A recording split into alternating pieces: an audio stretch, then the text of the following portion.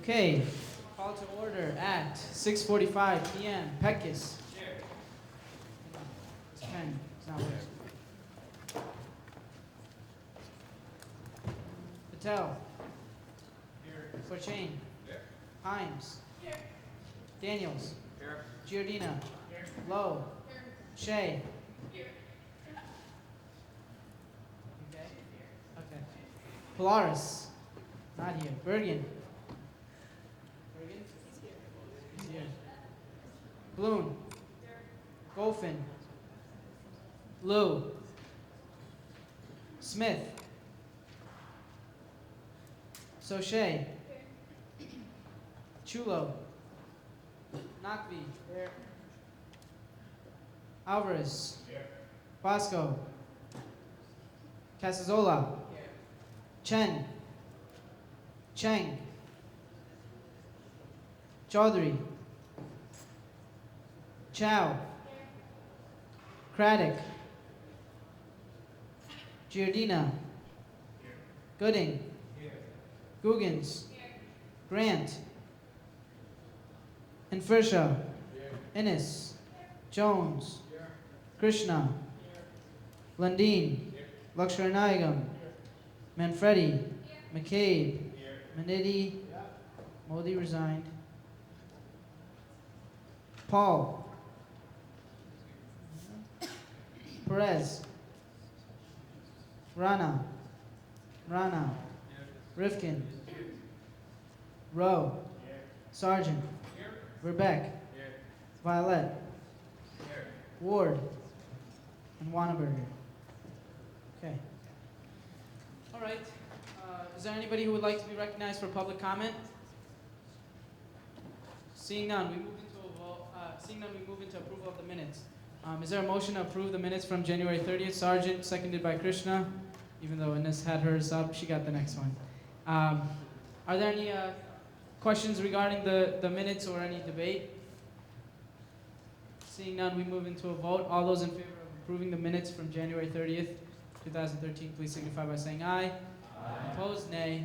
Abstentions, carried passes. Next, we move into approval of the minutes from February 13, 2013. Ines gets that one. Manidi gets the second. Are there any questions or debate? Seeing none, we move into a vote. All those in favor of approving the minutes from February 13, 2013, please signify by saying aye. Opposed, nay. Abstentions, carried passes. Next, we move into approval of the minutes from February 27, 2013. Is there a motion? Krishna, seconded by Alvarez. Is there any questions? Are there any questions? Because of grammar, you know. Is there any debate? Seeing none, we move into a vote. All those in favor of approving the minutes from February 27, 2013, please signify by saying aye. Opposed, nay.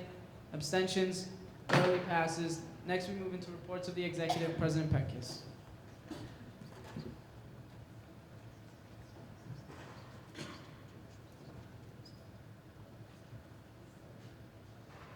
How's everyone doing? Good? First things first, I want to take just a minute to recognize some very good news, which is our External Affairs Chair, Michael Daniels, was elected as undergraduate student trustee this past week.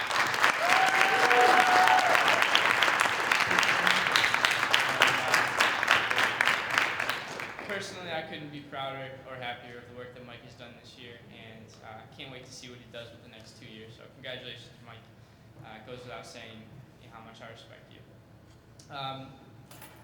This has been an interesting week for USG. I really appreciate the professionalism that everyone has showed this week. It's been really tremendous, and we always expect the best out of you guys, but this has been beyond what I could have expected. So thank you for that, and I think you all know it goes without saying that we're here to do some work tonight, and we'll put everything else aside until we get through with that. So thank you guys again for all of that, and I think you've done great. Not too much to report right now.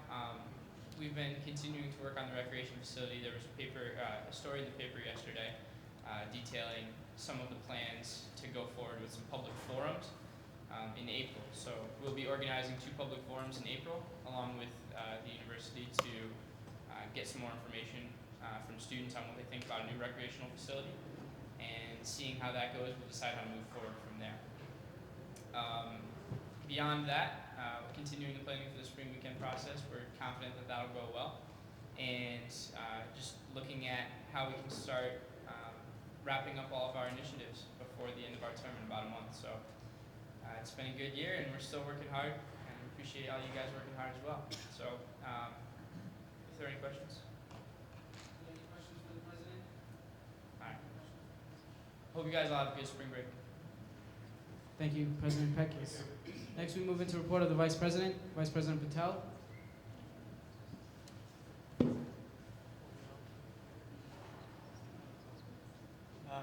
Just a couple of things really quick.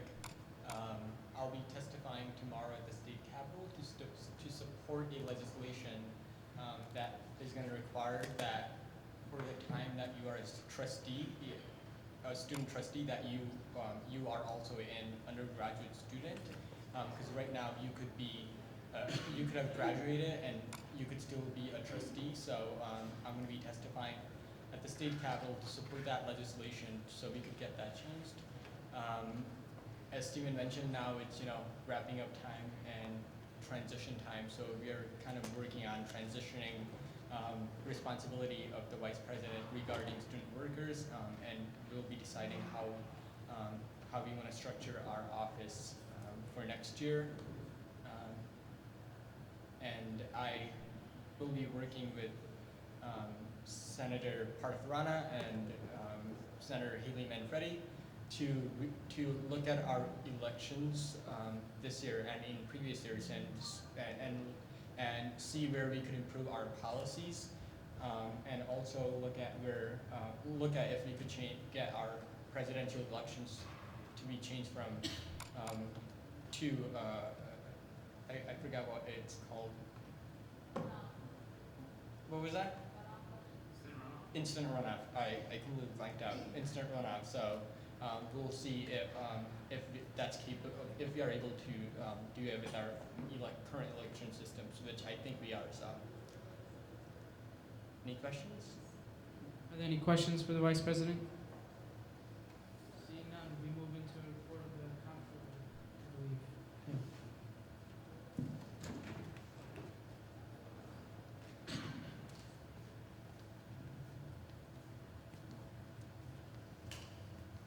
Good evening, guys. Biggest thing tonight is reworking the budget. That was all sent out a little while ago, so if you have a chance to look that over real quick. Nothing major, it's just to move more money into the reserve fund so that we can fund more student groups. That's what I've been working on since 2 weeks ago, so we're good to go on that. Any questions? Are there any questions for the comptroller? Seeing none, we move into report of the Chief of Staff. Chief of Staff?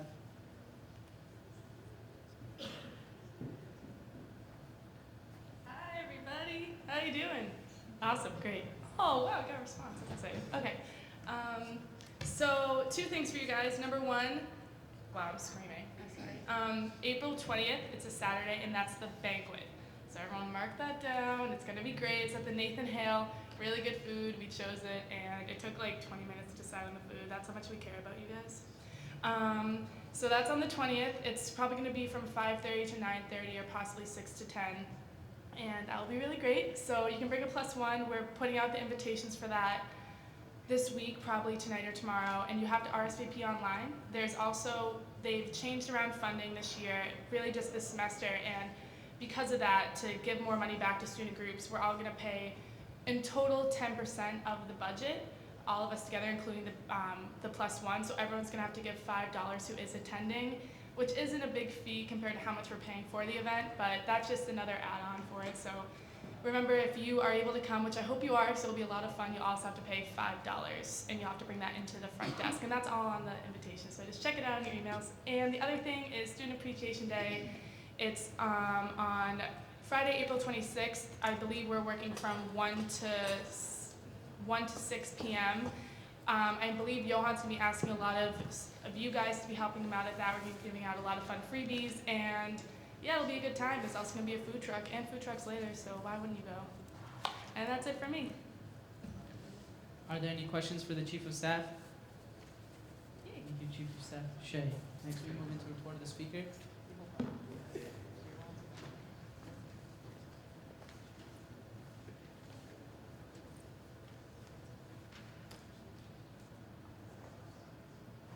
So, regarding our correspondence with the First Year Experience Program,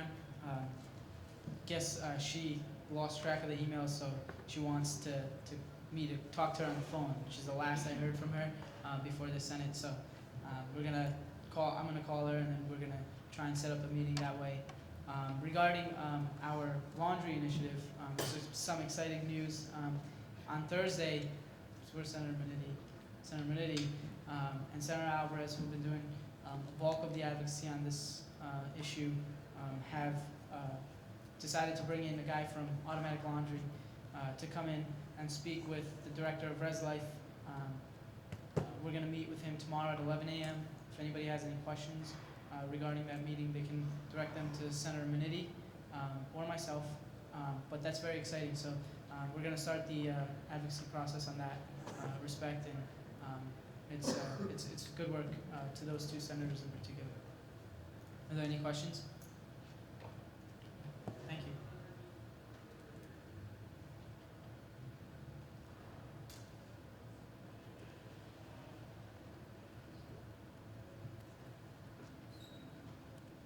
Next, we move into report of the judiciary. Justice Bergen. Hey folks, how y'all doing? Couple things from us. First off, and I'm going to read this word for word just so I don't get it wrong. From Sean, quote, the Gandhi Sargent campaign is appealing the decision of March 12, 2013 regarding the disqualification from the USG election. The appeal hearing is scheduled for tomorrow, March 14th, again, tomorrow at 8 p.m. in the SEC conference room. Justice Bergen, that's me, has decided to voluntarily recuse himself. A temporary replacement will be named in accordance with bylaws at such time. There's also public hearings. If any of you guys want to go, feel free. Until that hearing is made and until the decision is rendered, election results for the organization as a whole are being withheld. If you guys have questions as to why, I would appreciate if you guys ask me afterwards, only because it's going to take an hour and a half, and it's honestly not that interesting. Other than that, that's election news. Other than that, outside of election stuff, not really a whole lot from us.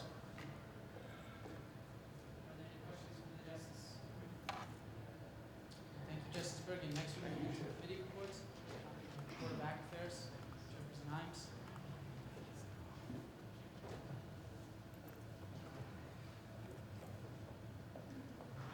Hi, so I sent you a survey earlier. It should be in your email. Please fill that out.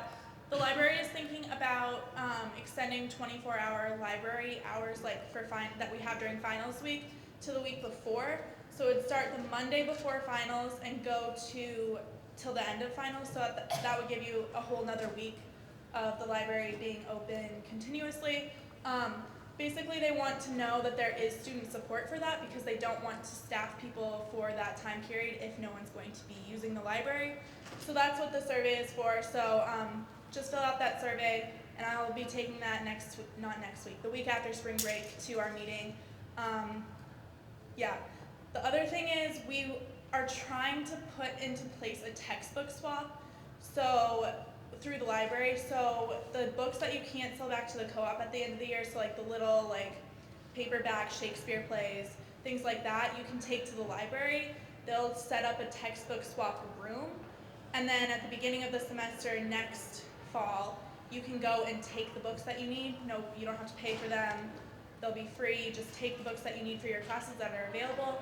And then the goal is to just keep the cycle going, so that we're not wasting those books, so they're not thrown under dorm room beds, and they're used, and it's cheaper for you, so you don't have to buy those books. That's it. Are there any questions for the chairperson? Thank you, Chairperson Himes. Fill out the survey, please. Next, we move into report of external affairs. Chairperson Daniels.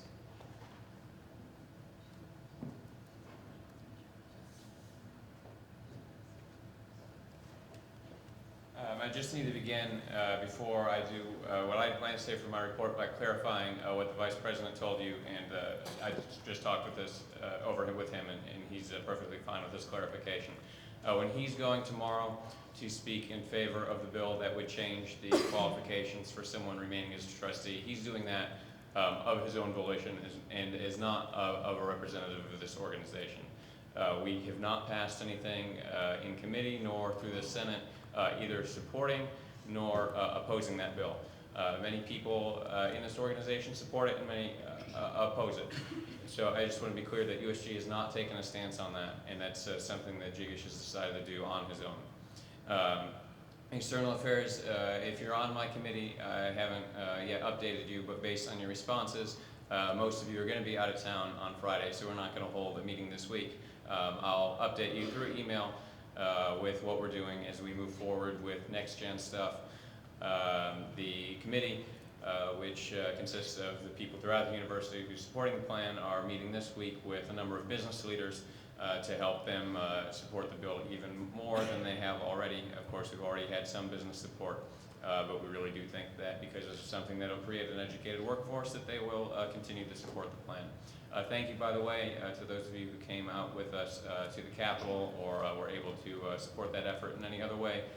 We feel we made a really good impression with the people in attendance that will help to support the Next Generation Connecticut program. Other than that, we're going to keep moving forward as we go, heading into the home stretch of the year now with other initiatives. Hopefully we can do something community service oriented, working with the other committees, and to still work a little bit with things about transportation and what's going on in Hartford with the Excel Center, and if we're moving the campus downtown there, how that's going to affect UConn. So that's it for now. Any questions? Are there any questions for the chairperson? Seeing none, we move into report of funding board. Thank you, Chairperson Daniels. Chairperson Giordina.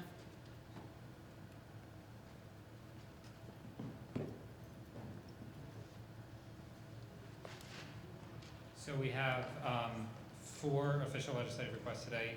It's probably going to go down to 3.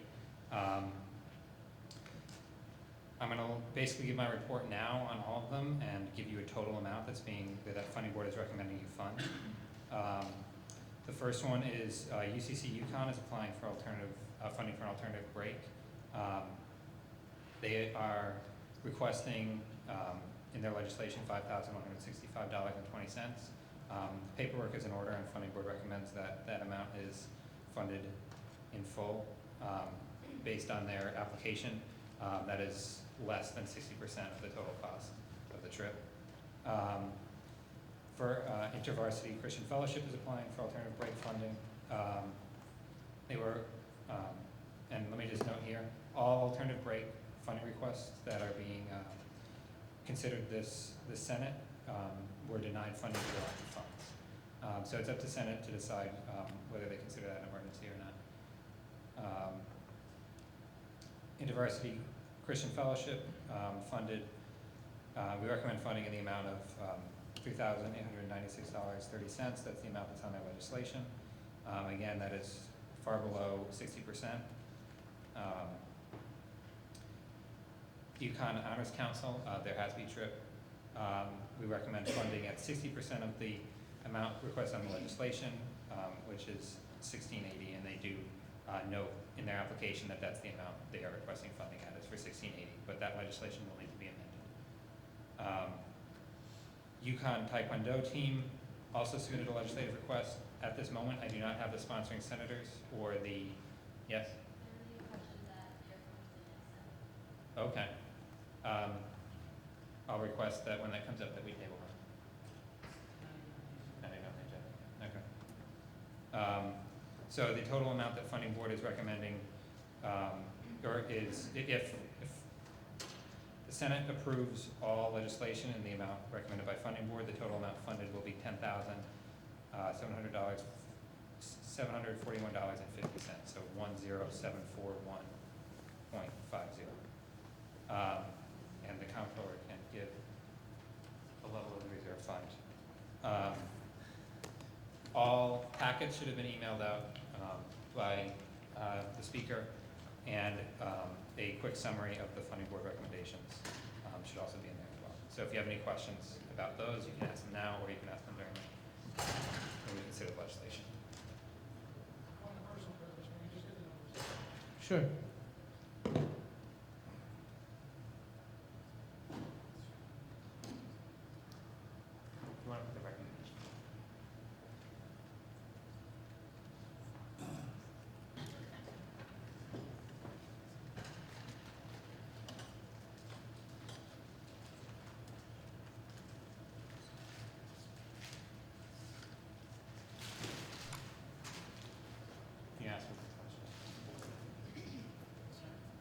if nobody else has any questions. Sure, are there any other questions? Thank you. Yes, stand at ease for a second while we try and figure out. That's a legitimate Robert's rules.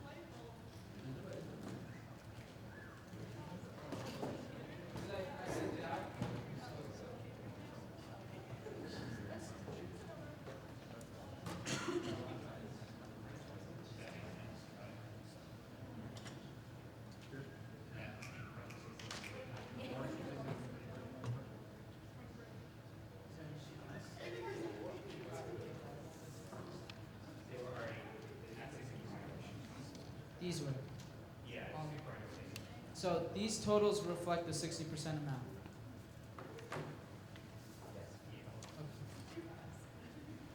Okay.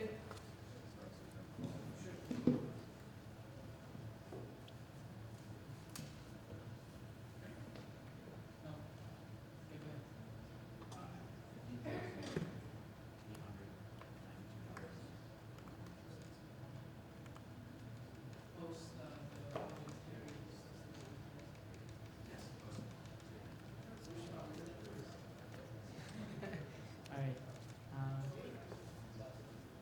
Okay. Any other? I'm sorry. Oh, sure, sure.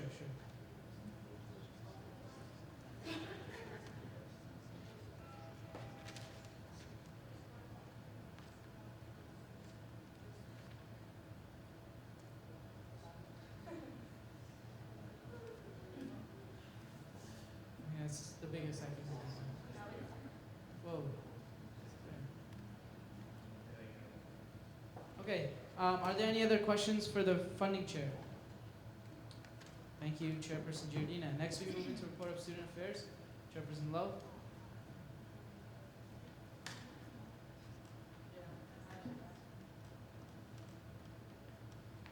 Okay, just a quick reminder, reminder about the campus cleanup day. It's Saturday, April 13th. If you guys do not have that yet, if you want to write it down. Okay. It's Saturday, April 13th from 2 to 4, and the safety walk is Thursday, April 18th from 5:30 to 7:30. If you cannot attend these events and have not told me yet, you need to talk to me by the end of Senate. Talk to me at the end of Senate, because you can't just not show up. They are mandatory if you are a senator. I'm just saying. Other than that, in student affairs, we're going over Student Health 101 right now to see if we want to keep the magazine, if the readership is going to stay the way it is, or whatnot. Any questions? Are there any questions for the chairperson? Thank you, Chairperson Lowe. Seeing as we have no unfinished business, we move directly into new business. The first order of business is an act concerning the revision of the USG budget for spring 2013.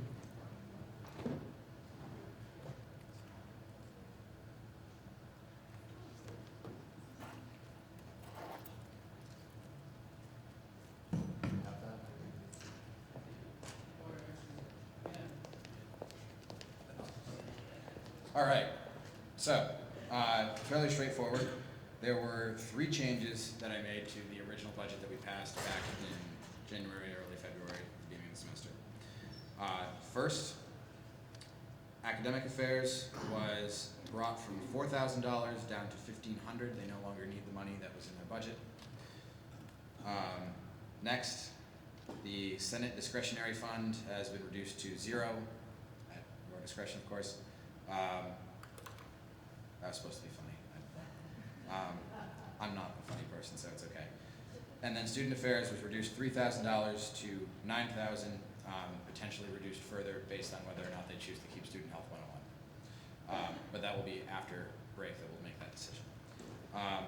So that correspondingly increases the funding board budget by that amount to give us the reserve fund that we have right now. So that's that. Is there a motion? Violet, second. Grant? All right, are there any questions regarding the motion? Technically, Senator Violet would have to answer them, but not really. Anybody? No? All right, is there any debate? Seeing none, we move into a vote. All those in favor of adopting an act concerning the revision of the USG budget for spring 2013, please signify by saying aye. Aye. Opposed, nay. Abstentions? Clearly passes. And that's all we have on the agenda, but like the chairperson mentioned, we have other orders of business. So is there anybody who would like to be recognized for new business? Senator Violet.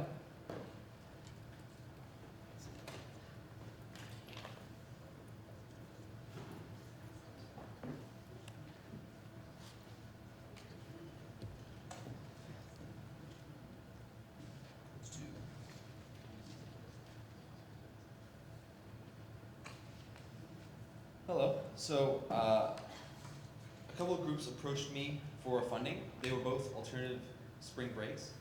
Now, UConn has done a number of alternative spring breaks for many years now. And in fact, I think it's important to mention that we in fact are recognized for our amount of community service. I think this year even we won the Presidential Community Service Award.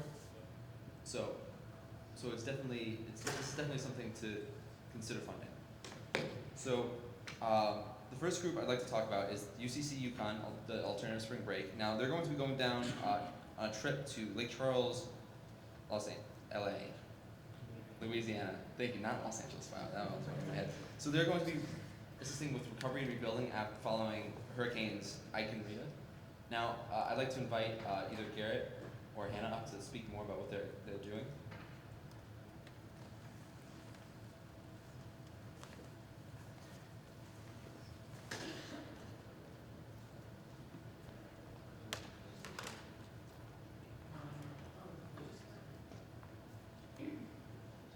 Hi everyone. Our spring break this year is Lake Charles, Louisiana. In 2006, after Hurricane Katrina, Lake Charles was hit by Hurricane Rita, and then earlier this year was hit by Hurricane Ike. And they have been in a continual state of rebuilding, and they really, really need help, and that's what we're basically there to do. We are working with Disciples Home Missions. They're a nonprofit organization that has sites set up all throughout the South, and we're working with them. We are working with them to help rebuild homes for people in need who are otherwise not able to get government funding. A lot of people would live in FEMA trailers for years or months on end, and that's not an acceptable way to live, and we're here to help them. So, yeah. Alright, so I'm going to motion to adopt this legislation. So whereas the undergraduate student government is charged with improving the experience of the student body through the funding of undergraduate student initiatives, whereas UCC Yukon has requested funding for their alternative spring break initiative to participate in a mission trip to Lake Charles, Louisiana, in order to assist in recovery efforts following Hurricanes Rita and Ike, whereas the Yukon alternative spring break trips were cut from the spring 2013 budget due to lack of insufficient funds, whereas community service is an important pillar of the Yukon community dictated by our past achievements and our inclusion in the 2013 President's High Education Community Service Honor Roll, whereas the above-mentioned initiative has a high likelihood of success and bears clear merit to the student body, therefore be it resolved that the Yukon student government allocates $5,165.20 for the above-mentioned initiative for UCC Yukon. There's a motion seconded by Alvarez. Are there any questions regarding the motion? Sergeant? Oh, okay. Are there any other questions? Seeing none, we move into debate. All those in favor of, or I'm sorry, I moved right into a vote. Is there anybody who would like to be recognized for debate? Sure, Senator Manfredi.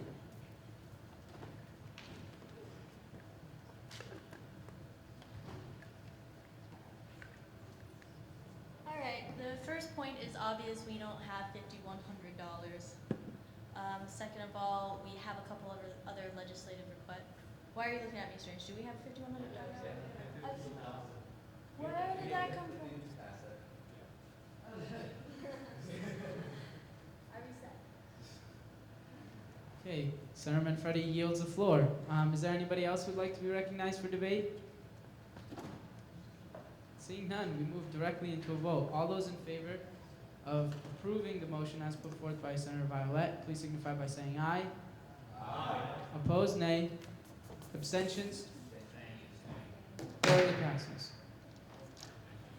Is there anybody else who would like to be recognized for new business? Senator Violet.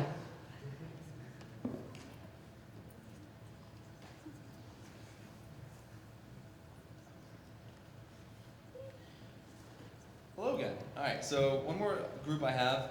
Would a representative from the Yukon Honors Council like to come up to talk about the spring break that they'll be putting on? So same thing. These wonderful people will actually be going to Mobile, Alabama. So Mobile. Tomato, tomato. So coming Friday, we're going to Mobile, Alabama, and throughout the trip, we're working with Habitat for Humanity, and that's the $16.80 is the registration fee for the international. So on the first day, we're actually working with the National Extra Program of Mobile Bay and helping to remove invasive plants in mobile. And then the next 4 days, we're working with Habitat for Humanity, building homes for those in the urban of Mobile, Alabama. And it's just really, the funding's really important for us to increase our diversity. We do have 51 people going on the trip, so it is a large trip, and it makes a huge difference not only down in Mobile, but in the Yukon community, because we're changing these people from just volunteers, making them active citizens, to choosing to make a difference here on campus as well. Yeah. Alright, so I think it's important to note that these guys are doing a really great job. They're taking over 50 undergraduate students with them, and yet they're only requesting 1,600, a little bit more than 6. Well, the 2,200, but we're at 2,800. But we're actually going to. I'd like to motion at a different number, which is what I'm going to do, to reduce it down to the recommended amount from funding board. So, without further ado. Whereas the undergraduate student government is charged with improving the experience of the student body through the funding of undergraduate student initiatives, whereas the Honors Council has requested funding for their alternative spring break initiative to participate in a community service trip in Mobile, Alabama, Mobile, Mobile, Alabama, in order to assist Habitat for Humanity in constructing housing for those less fortunate. Whereas the Yukon alternative spring break trips were cut from the 2013 budget due to lack of sufficient funds. Whereas community service is an important pillar of the Yukon community. Whereas the above mentioned initiative has high likelihood of success and bears clear merit. Therefore, be it resolved that Yukon undergraduate student government allocates $1,680 for the above mentioned initiative for Yukon Honors Council. Okay, there was a motion. Is there a second? Alvarez? Can we just get the... Yeah, so it's 1680, not 16,000.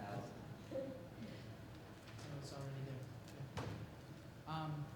Okay. Are there any questions regarding the legislation? Sure, Senator Innes.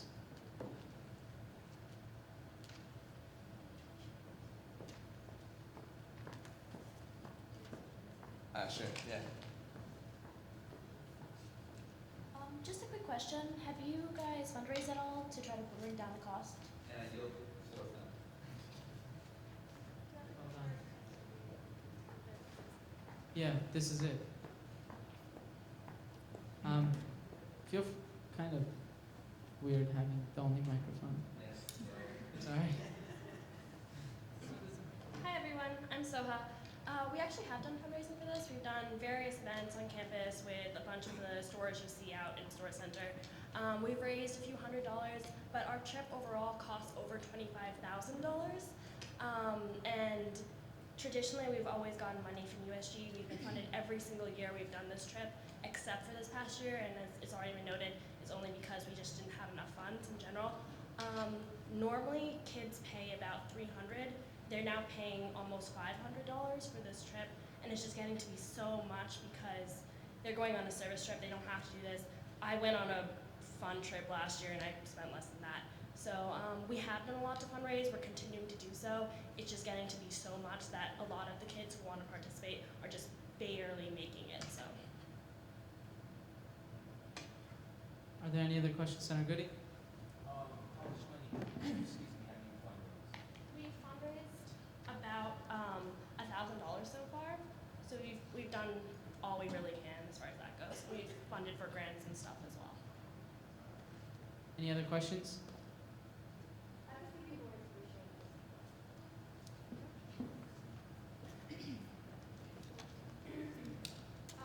Through the stores and like the store center and Wally's, we've raised 200. We have the Young Alumni Honors Fund, which is 1,000, and then we're part of the Ignite competition, and we've had 200 through that. So we're working really hard. Are there any other questions regarding the motion? Seeing none, we move into debate. Is there anybody who would like to be recognized for debate? Seeing none, we move into a vote. The vote is to ratify and enact concerning emergency funding for the Yukon Honors Council Alternative Spring Break in the adjusted amount of $1,680. This number is here.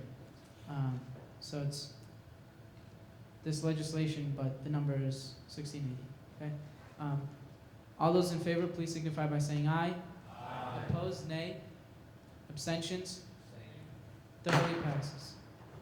Is there anybody else who would like to be recognized for new business? Senator. None of them were put on the agenda because we got them late.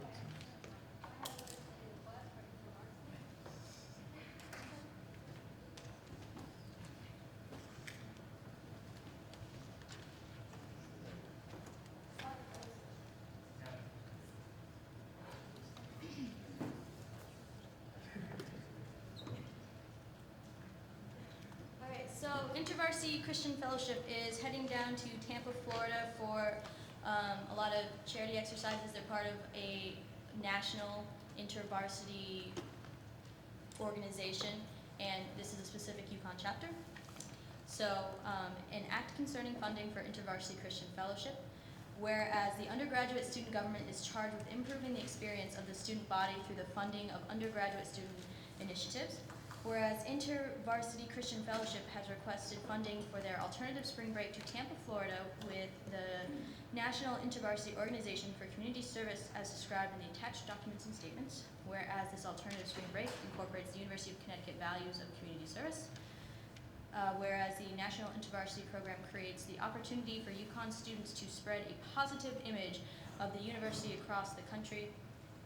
Whereas the above-mentioned trip has a high likelihood of success and bears clear merit to the student body, therefore be it resolved, the undergraduate student government allocates $3,896.30 for the above-mentioned initiative of UConn InterVarsity Christian Fellowship.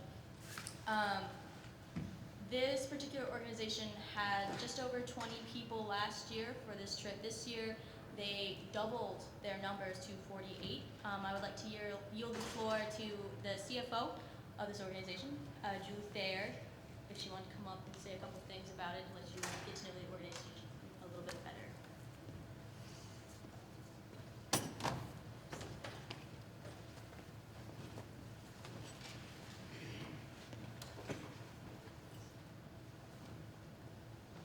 Hi everybody, so we are the UConn InterVarsity chapter and we're going to Tampa, Florida in order to help impoverished families rebuild houses. This is our main event that we do every year. For the past couple of years we've been going to New Orleans to help after Hurricane Katrina, but this year they haven't needed us as much because now they're finishing up all the rebuilding of houses, so we're going down to Florida this year. And since this is our main event, this is really the only time we ever ask USG funding for any money.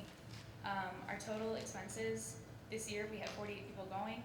It is $575 for each person, which comes up to be over $27,000. And each of these people has been having to pay out of pocket. So if we can even just get the littlest bit of money that we can, we have been doing fundraising.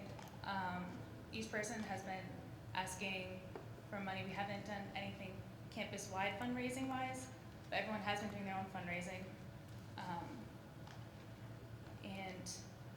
We now have 70 people in our actual membership. We've grown from 10 people 5 years ago to 70 people this year, which is showing a lot of interest in our organization. So this would be a great experience for all those people going who are both in our group and those who aren't. If you allow this, that would be great. Thanks. Are there any? Did you motion? Oh, I would like to motion to approve this. Seconded by Alvarez. Are there any questions regarding the motion? Seeing none, we move into debate. Wait. Oh, I'm sorry. I'm sorry, Senator McCabe. It's hard to see over the podium. Do you happen to know how much funding you've been able to raise through fundraisers or through, you said the personal fundraising effort? I don't have the exact money on me, I'm not sure. But What she was saying before was that it was more of an individual thing. Yeah. They were individually raising funds, like each person. Yeah. So that makes it a little bit harder because you have 48 different numbers. Yeah. I was just wondering if you had like a total in between. no, because we don't have much each person fundraises that goes, for themselves, goes to themselves. We don't actually have it as a group. Okay. Are there any other questions? Seeing none, we move. Well, I saw none, but are there none? Okay. Seeing none, we move into debate. Is there anybody who would like to be recognized for debate? Seeing none, we move into a vote. All those in favor of approving an act concerning funding for InterVarsity Christian Fellowship, please signify by saying aye. Aye. Opposed, nay. Abstentions? The vote passes. Is there anybody who would like to be recognized for new business? Senator Manfredi.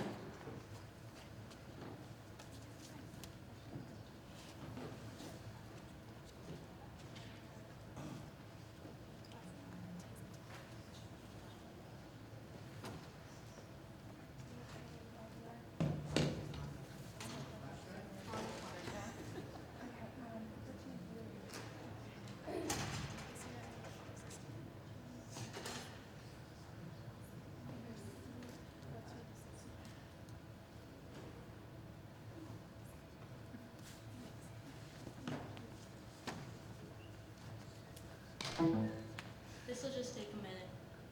good thing we went through all that other stuff real quick.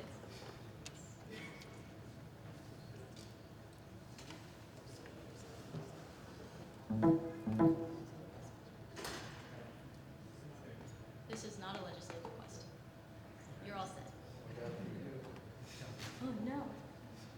It's not money, what's on purpose?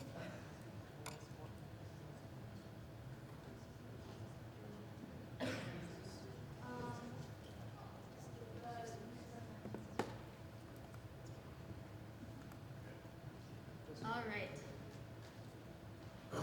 An act concerning undergraduate student government elections.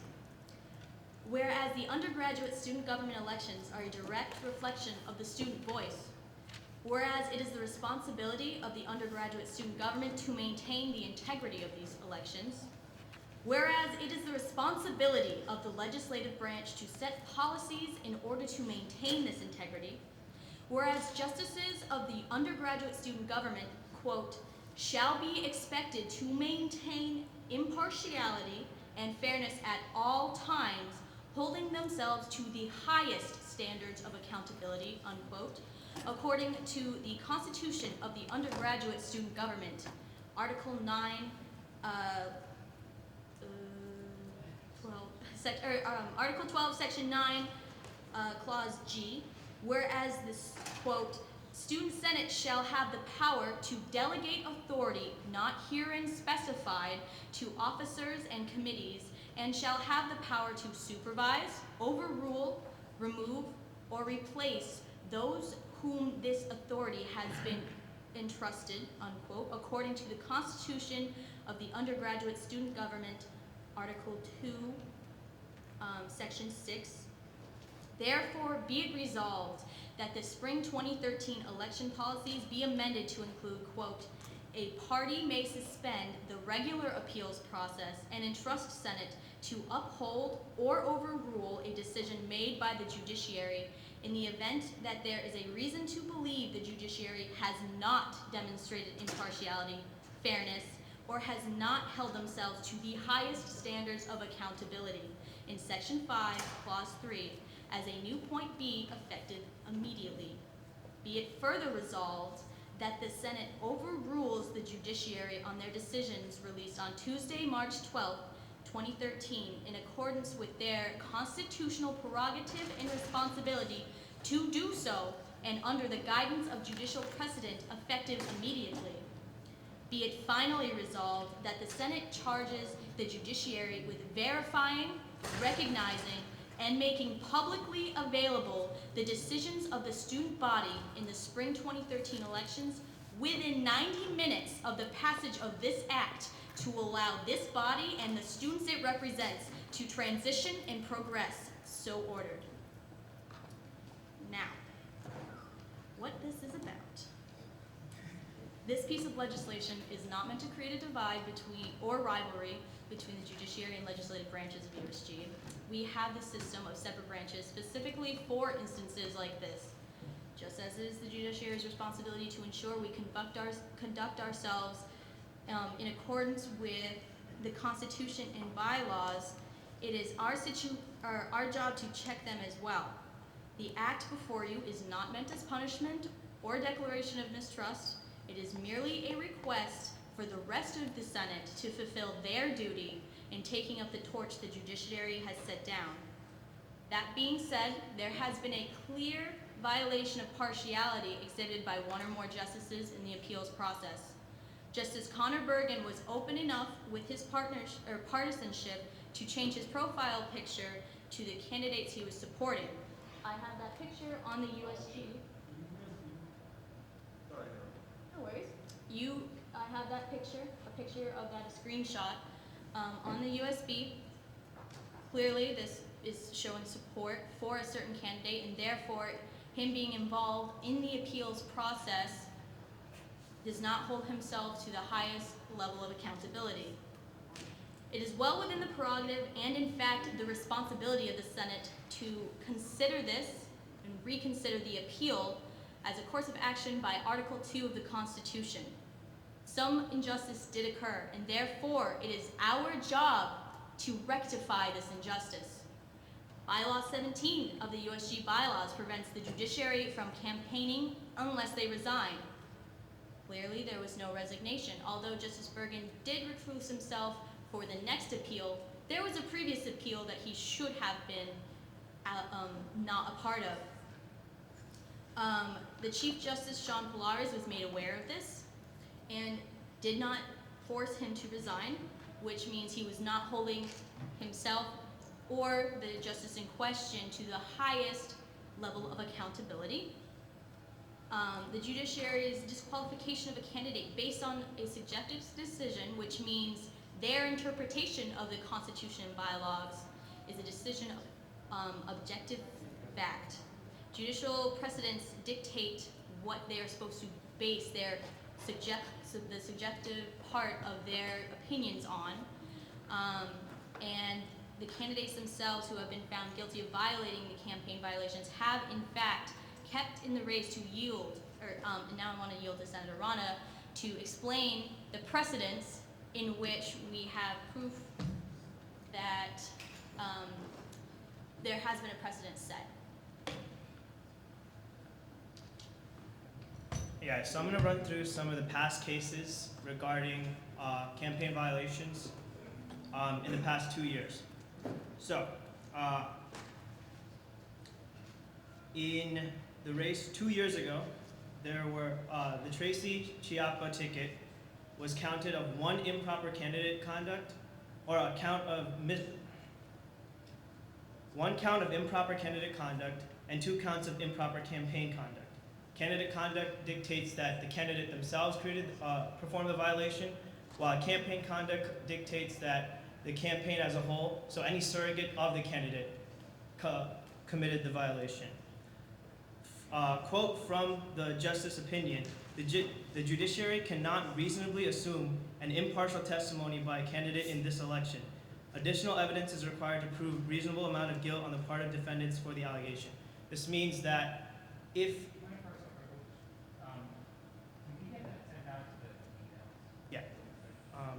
this is I don't have this legislation in front of me now. I step off the chair. Just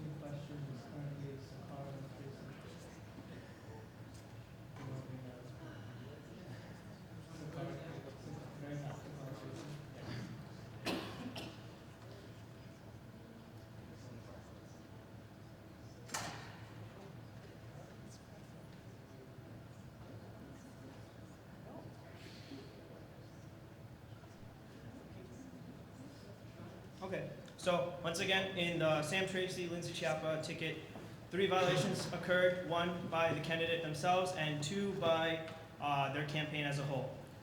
The quote from the actual judicial opinion, the malicious intent that typically underscores a disqualification for 3 minor violations is either absent or there is not enough evidence to establish such a conclusion at the time. So once again, to summarize, 1 violation by the candidate, 2 by the campaign, but there wasn't enough malicious intent to violate or disqualify the ticket. Then we have the Flanagan-Sala ticket, who in 2 different cases had 1 count of improper candidate conduct and 1 count of improper campaign conduct.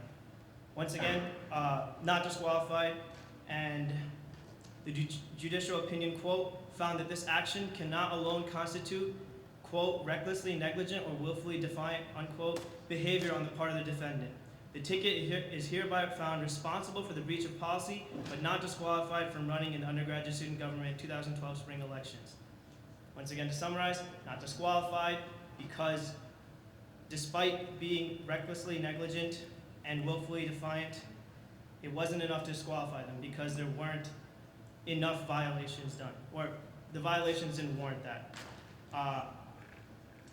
The Higo Massaro ticket, 2 counts of improper candidate conduct. So once again, the candidate himself violated the policies twice knowingly, and they were not disqualified. The judicial opinion from the second case, the judiciary unanimously finds in favor of the petitioner, but does not find these actions to warrant disqualification of the Higo Massaro ticket from the undergraduate student government spring 2012 elections. What these judicial cases set as a precedent is that despite there being candidate violations that were done knowingly by the candidates, and despite there being small violations by the campaign team, these tickets were not disqualified. What we're here to set today is not to invalidate, we're not here to say that the campaign ticket of Gandhi and Sargent deserves to win. We're not here to say the campaign ticket of Korshane Guggens deserves to win. We're here to say that there's been a judicial breach and that this decision, the decision of the presidency of the USG for the duration of the 2013-2014 year should be dictated not by 3 judicial members who had a bias in this, but rather the entire student body at large. 4,000 voting members versus 3.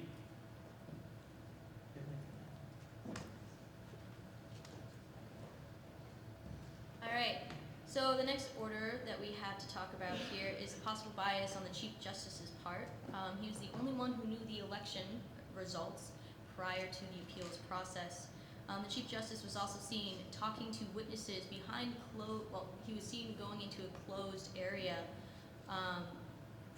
during the period of deliberation with one of the witnesses. And I would like to yield to Senator Kevin Alvarez for some testimony on that. Hello.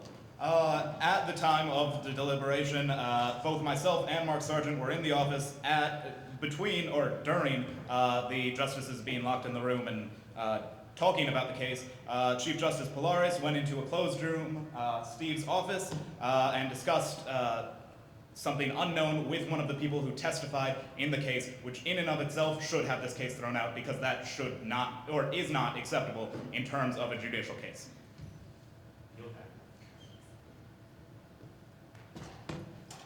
All right. Again, if the appeal scheduled for Thursday is going to be made in front of the same justices that were involved in the previous appeal, minus Justice Bergen. However, there is still the danger of the subjective decision made to disqualify the candidate. There's no process or forum other than Senate in order for this to be rectified. Again, according to Article 2, this is within our powers. This is our job. When we find that another branch of this body has not operated according to justice and truth, it is our job to make sure that that is reinstated. With so many questions surrounding this decision, whether or not some justices unintentionally or intentionally were influenced during their deliberation, there is no other reasonable course of action other than to nullify the decision made today. So the changes in the policies that we are trying to institute grant the authority that is already explicitly granted to Senate via the Constitution with respect to campaign policies. This means we're clarifying the connection between our power to overrule the judiciary decision because of their breach and impartiality, and connecting it to the appeals process. This is kind of murky, but it does exist. We're not creating it out of thin air. We are just making it clear. It acknowledges not necessarily a direct violation of the Constitution by the judiciary, but it does acknowledge that due to significant and very serious questions about the integrity of the verdict, that the appeals process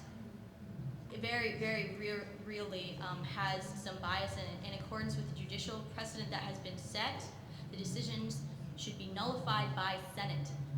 Based on the cases that Senator Neil Rana has gone over, we should make our decision to nullify the disqualification of this Gandhi Sargent ticket, because there are a number, there's a very smaller number of charges that have been brought against them. For example, in the Tracy case, there were 8 or 9 charges. They were, of course, only convicted of 3, but at the same time, they were kept inside the race.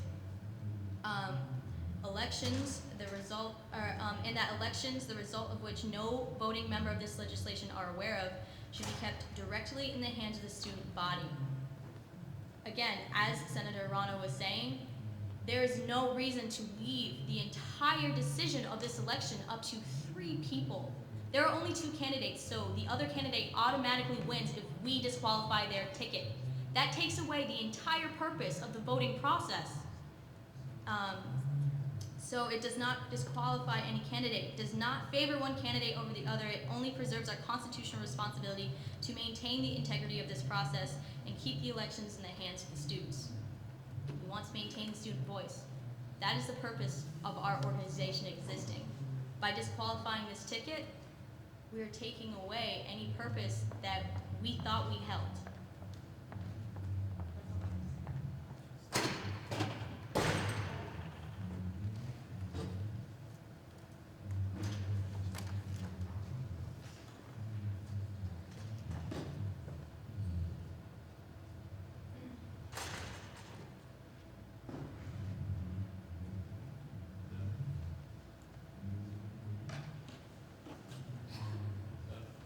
Hello. All right. I will now be your host for the remainder of this debate. I hope that this goes swimmingly. All right, so thank you. Any questions? I'm going to be asking Jake for some help from time to time.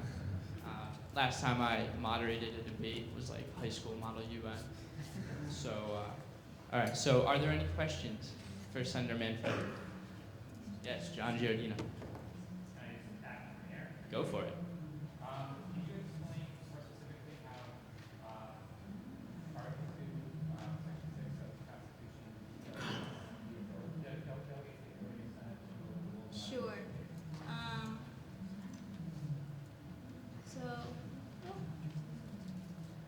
Can we go to the legislation, because that is directly quoted in the legislation, and for some reason my computer isn't really interested in that document right now. Oh, found it. Never mind. Okay. So for the purpose of everyone being on the same page, the line that I'm quoting from Article 2, Section 6 is, the Student Senate shall have the power to delegate authority not herein specified to officers and committees, and shall have the powers to supervise, overrule, remove, or replace those to whom this authority has been entrusted. We have entrusted the authority of the interpretation of the Constitution and bylaws to the judiciary. They have been breached, and it is our job to, as it says, overrule the decision that needs to be nullified, remove the justice who has shown partiality, and to supervise the reinstatement of the student voice in the selection process. Does that answer your question?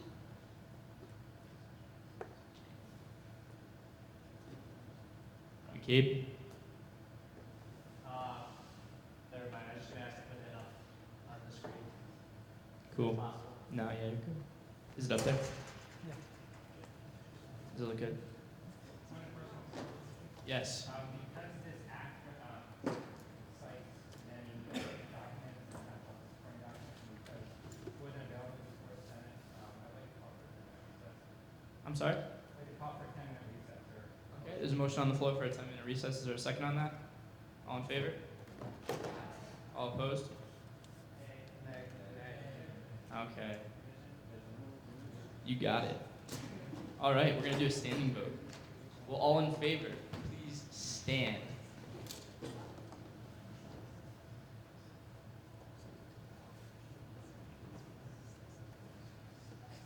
Okay, thank you. All opposed, please stand.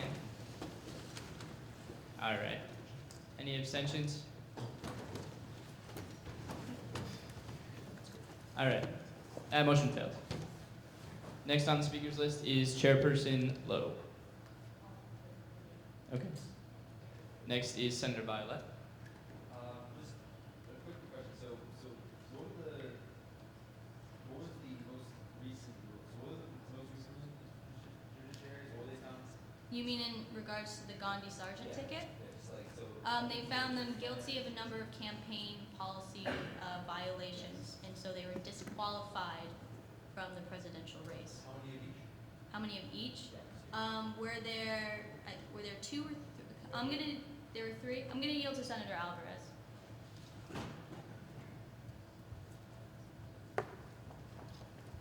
There were 3 campaign or different instances of campaign violations that the Gandhi Sargent ticket were found guilty of. The first was,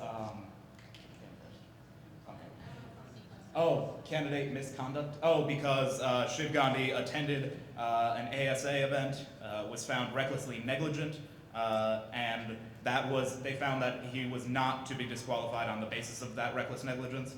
And then the 2 further cases were against, one was for David Rifkin, tabling in a place that he did not have reserved, and that was found recklessly negligent. And then the third was Neil Rana, another tabling thing that they were also found recklessly negligent. And does that answer your question? But it was 2 cases. The first case was ASA, the second included 2.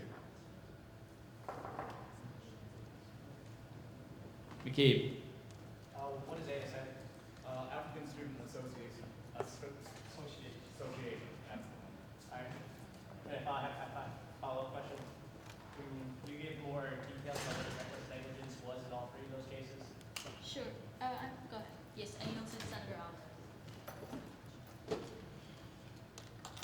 In case 1, the reckless negligence was ASA was a USG funded event.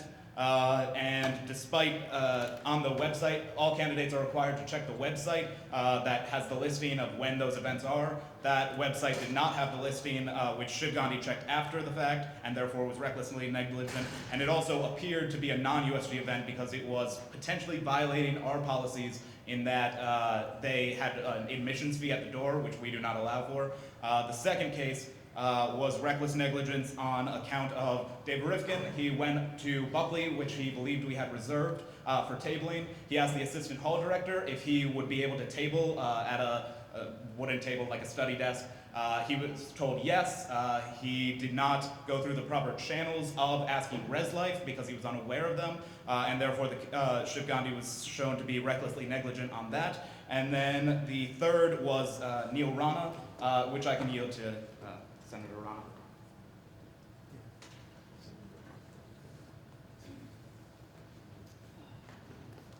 The violation committed by me was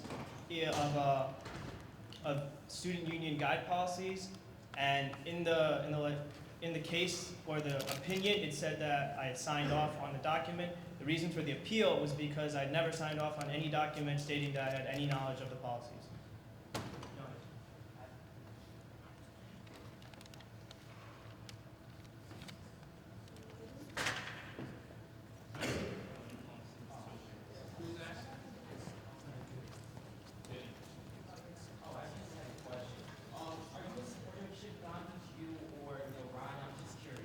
Yes, of course.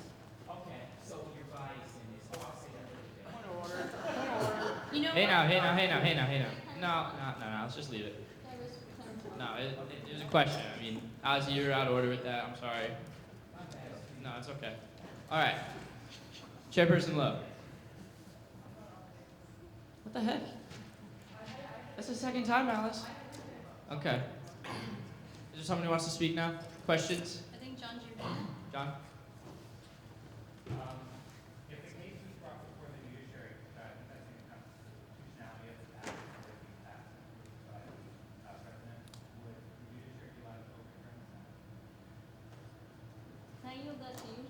I yield to President. Can you say the question louder? If this act were passed by the Senate and approved by the president, if the case were brought before the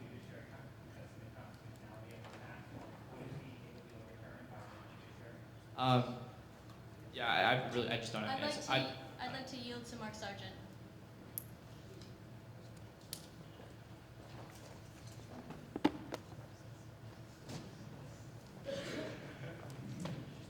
How's everybody doing? I'd like to quote the United States Constitution. Article 3, Section 2. Let me just find the line. I apologize. In all other cases before mentioned, the Supreme Court shall have the appellate jurisdiction both as at law and fact, with such exceptions and under the regulations as Congress shall make. So, no, they cannot. Under the U.S. Easy. Hey. Of course, we are USG, but we have modeled our form of government after the United States form of government. Are there any I'd other like people to for the speakers yield list? to Senator Rana. No, I'm sorry. Hold on. I determined that question is pretty much over at this point. Are there any other people for the questions list? Yeah, Gabe? There's nothing in USG bylaws in regards to John's previous question. I'd like to yield to Senator Rana. Yes. Yep. Article 12, powers and functions of the judiciary, section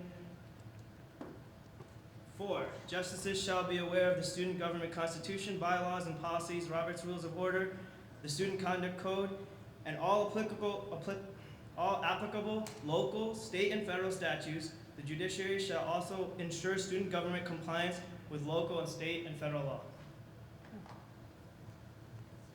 Are there any other questions? Yes. Is there a specific line within our constitution and bylaws that we request that say anything to that effect?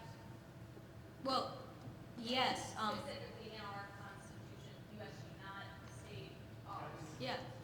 That was our constitution. Are there any other questions? Questions? Dan, do you have a question? Can you come up to the mic? This mic here? Yeah, it'll be super awkward. We'll be standing next to each other.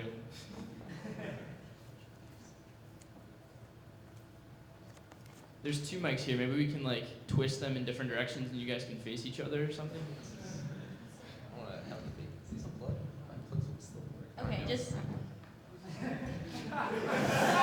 Hello. No. Okay. So, would I guess the inclusion or exclusion of Bergen in the decisions have swayed them one way or another? You mean the For instance, judiciary? yes. I'm just curious. Well, I mean, I don't know if anyone can answer that aside from the judiciary. However, I would also like to point out that we're also pointing out that the Chief Justice had a moment of bad discretion where he went to a not public area with one of the witnesses while the deliberations were going on. Follow-up question. He went into. I'm really confused with that. So he went into a public area or non-public area? I'm gonna yield to Okay. Senator Alvarez, who's there.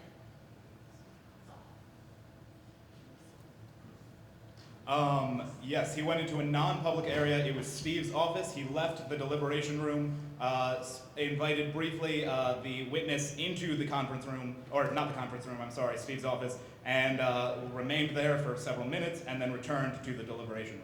Am I allowed to ask who the witness is? You may. It's Chairperson Hines. Okay. Thank you. It just the sheer aspect of going in there is a. Point of order.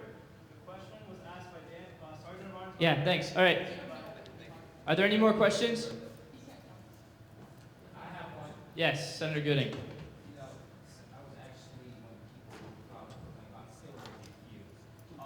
Was Justice Bergen like voting? Because I forgot. I'm just curious. In the cases with. Yeah, was he voting? Yeah. He was one of the 3 judges. I'm gonna yield to Senator Alvarez. To respond to what you just said, he did not recuse himself until afterwards. Also, his sheer. Kev. Calm down. It was a yes or no question. Repeat the question. Initially, I was confused because I. Was he on the panel? Yeah, he was on the panel. He was not. However, it is the conversation. Kevin. If I'm asked a Wait for question- debate. I'm trying to stay in order here. Come on. Are there any more questions? Yes, Dan. I mean, I just want to make sure that everyone hears. You don't have to face each other like last time. May I ask who was on the panel? I guess that helps with that question. You know what? I'm gonna go to Senator Alvarez.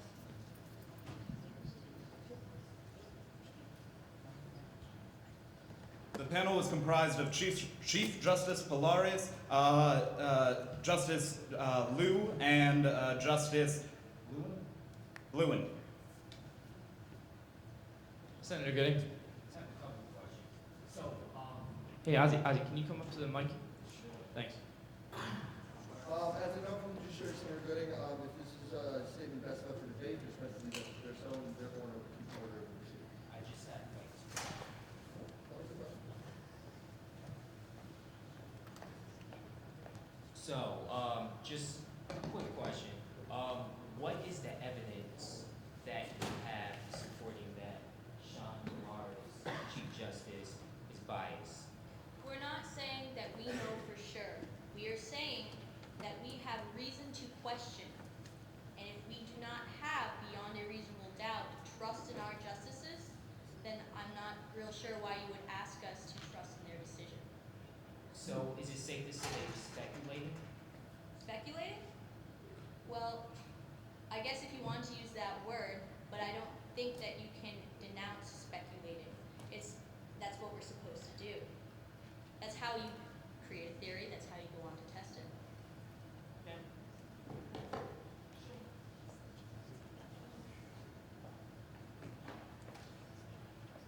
Are there any other questions? Yes, Senator Guggens. Kara.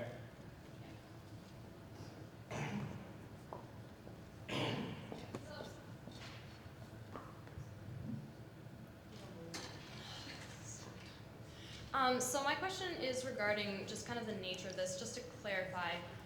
There are questions about whether or not the justices were biased, but the bill does not deal with any sort of impeachment, it just deals with overturning their ruling. You have to, Yes, that was a question. There's a question mark. okay. You have to notify a justice within 36 hours if you're gonna try impeaching. And right now our prerogative is to ensure that, first of all, the decision is nullified so that we can reinstate the ticket and hear the student's voice. And second of all, amend the campaign policies to ensure that there's better protection for this in the future. I have a follow-up question. Yes. Were you or any other member present on the Elections Oversight Committee informing the election rules? I was not. Okay. Are there any more questions? Yes.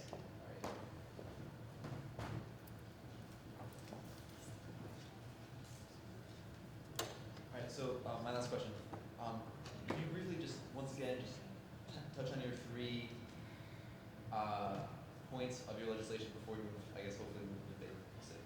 Okay, sure. So, what we want to do is, first of all, nullify the decision made by the judiciary and reinstate the Sergeant Gandhi ticket.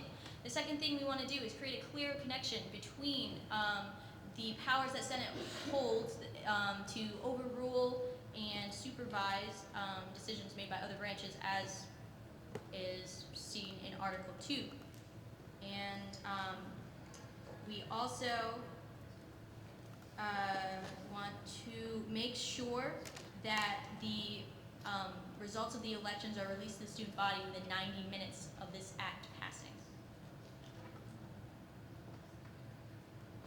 Are there any further questions? Yes.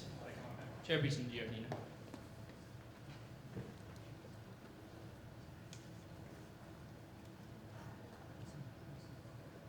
Can you explain how your first whereas clause, ex post facto law, meaning it's not enacting a law after the fact, or after? Point of order. What was the question? Basically, sorry. Can you explain how your first whereas clause, the one amending the spring 2013 elections policies, is not an ex post facto law, in the idea that the elections with which the policies exclusively govern have already begun? Sure. It's not ex post facto because the election results have not been released yet. We still have the decision as an enigma right now, and so we're not basing this on whether or not we've won or lost. We're basing it on principle. Does that answer your question? Not completely. That base doesn't. Okay. So the first whereas. Can I Yeah. try my question? How is it not retroactively enforcing? How is it not what? Retroactively enforcing policies on the election which have already mostly taken place? Because there's still an appeal tomorrow. And with this clause only govern, basically my question is this would only govern the appeals happening tomorrow? Well, no, it's to amend the election policies, campaign policies. Okay. Are there any further questions? Okay, seeing none, we'll move into debate. But before we do, I'll just ask that we move into a 5-minute recess by unanimous consent, just so we can have a little bit of time to cool off, come back, and have a good little debate, and everyone will be happy. Does anybody object to that? Oh, come on. All right. Well, then we're gonna. I'm gonna motion for a 5-minute recess. Is there a second on that? Second. All in favor? Aye. All opposed? Nay. Okay, we'll do a standing vote. Will all in favor please stand?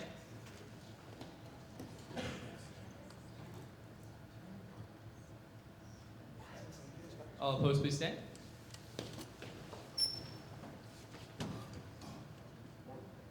All right, abstentions? All right, we'll keep trucking on. We'll start a speakers list for debate right now. Chairperson Himes.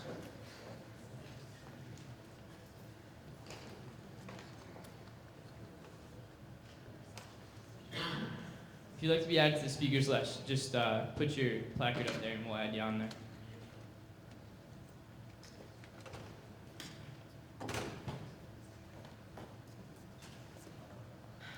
Give me 1 second while I pull this up.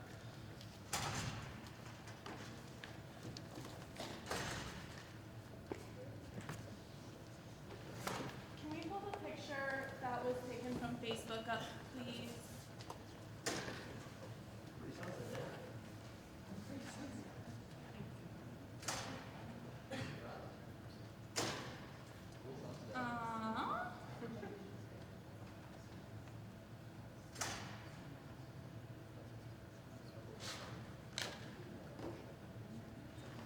Sorry, I scrolled off of it, trying to find it again.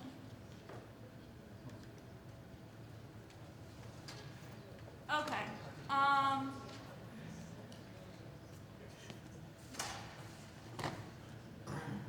in our bylaws, under the election policies for the undergraduate student government, it is number 13. Neither the president nor the vice president nor the comptroller shall be permitted to campaign for a candidate for an elected office in the undergraduate student government, with the exception of campaigning for themselves for a presidential, vice presidential ticket they are on, unless they resign from their respective office. If we look at this picture, it is clear that Jigish Patel took the picture. He is the vice president of our organization. He did not resign. If he was not in support of this ticket, why would he take the picture to help them with their evidence? That is just a question that I'm posing to you. I don't rhetorical, but clearly he is biased. Clearly he, oh, I'm just saying, I'm just pointing it out. I can say whatever I want. I'm gonna let her continue. I'm sorry, you can't. Why can't I? It's my determination she's well within the range of debate. Anyways, I'm just making the point that this is reason enough to believe what the argument that you're making, we could make the same argument, the other ticket. Clearly, you know, it's speculation whether or not Chief Justice was in support of another ticket. This is also speculation whether or not Jigish supported the other ticket. Neither one came out and said, I support blank. But there is evidence on on this side, Jigish took the picture. This is a clear screenshot. There's no way it wasn't Jigish. He was clearly logged in, took the picture, and sent it to the Shiv campaign.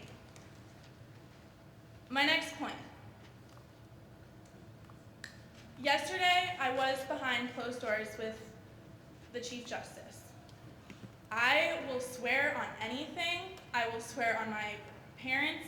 I did not talk about anything to do with either campaign. It was a personal issue. I went in to get my duck umbrella because it was raining. Sean pulled me aside, talked about an issue that had nothing to do with your campaigns at all. And I think it's really sad that you're attacking that when you don't even ask what happens behind closed doors. It had nothing to do with you at all. So I would just like to say, at least that can be taken out of it. Because it had nothing to do with it, I swear. I would not go in there and talk about, I know the rules, I would not go in there and talk about either campaign. I'm not that stupid. It was something completely personal that I should not be attacked for, he should not be attacked for. I did not sway his opinion on anything. Swear to God. Okay. Next on the speakers list, we have Vice President Patel.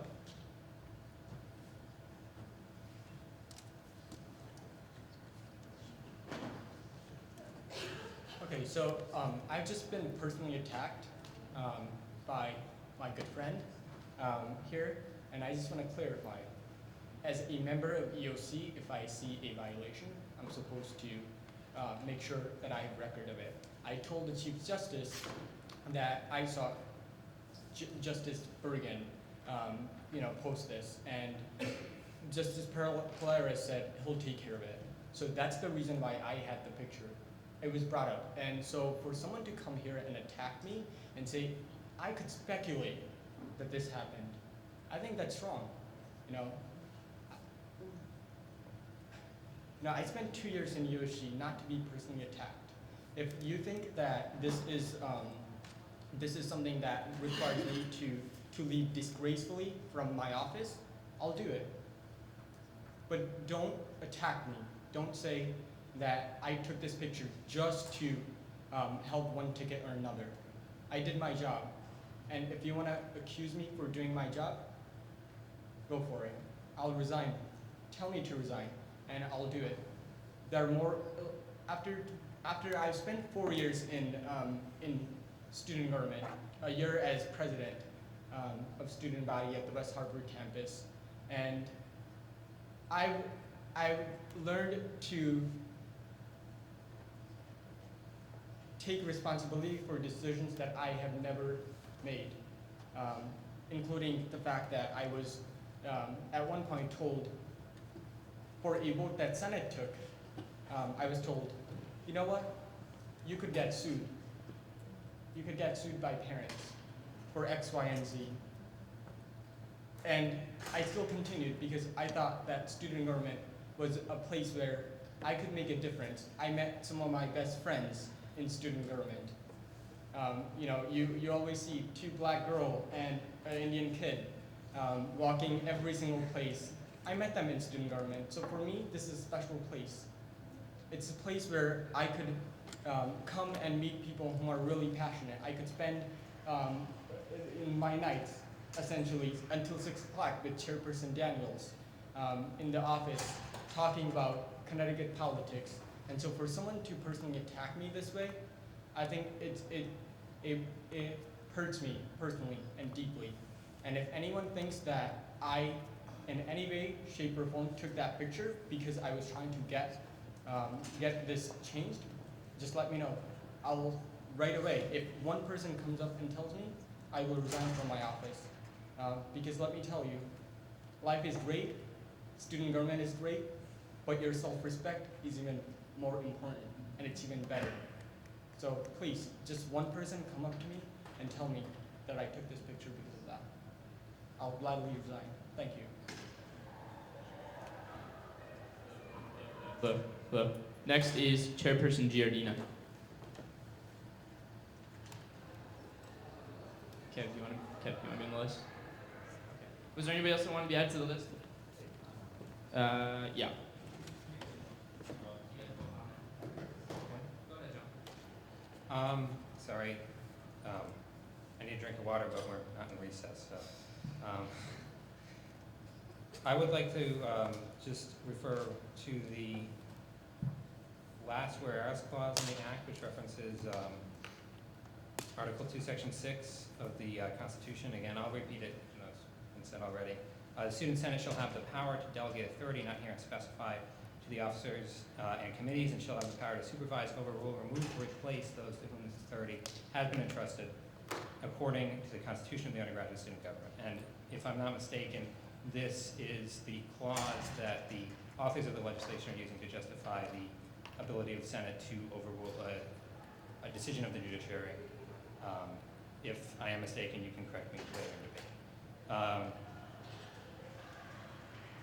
debate. And that being said, I don't think that that clause empowers the Senate to take such an action. Basically what this clause says is it says the Student Senate shall have the power, it's exactly what this clause shall have the power to delegate authority not herein specified to officers and committees. Stop there and just look at what that sentence is saying. Basically what it's saying is that, remember this is the Constitution, so any authority not specified in the Constitution, anywhere in the Constitution, may be delegated by the Senate. So the Senate's prerogative to have any authority that's not already specified within the Constitution. And I'd like to bring Senate's attention to section, or article,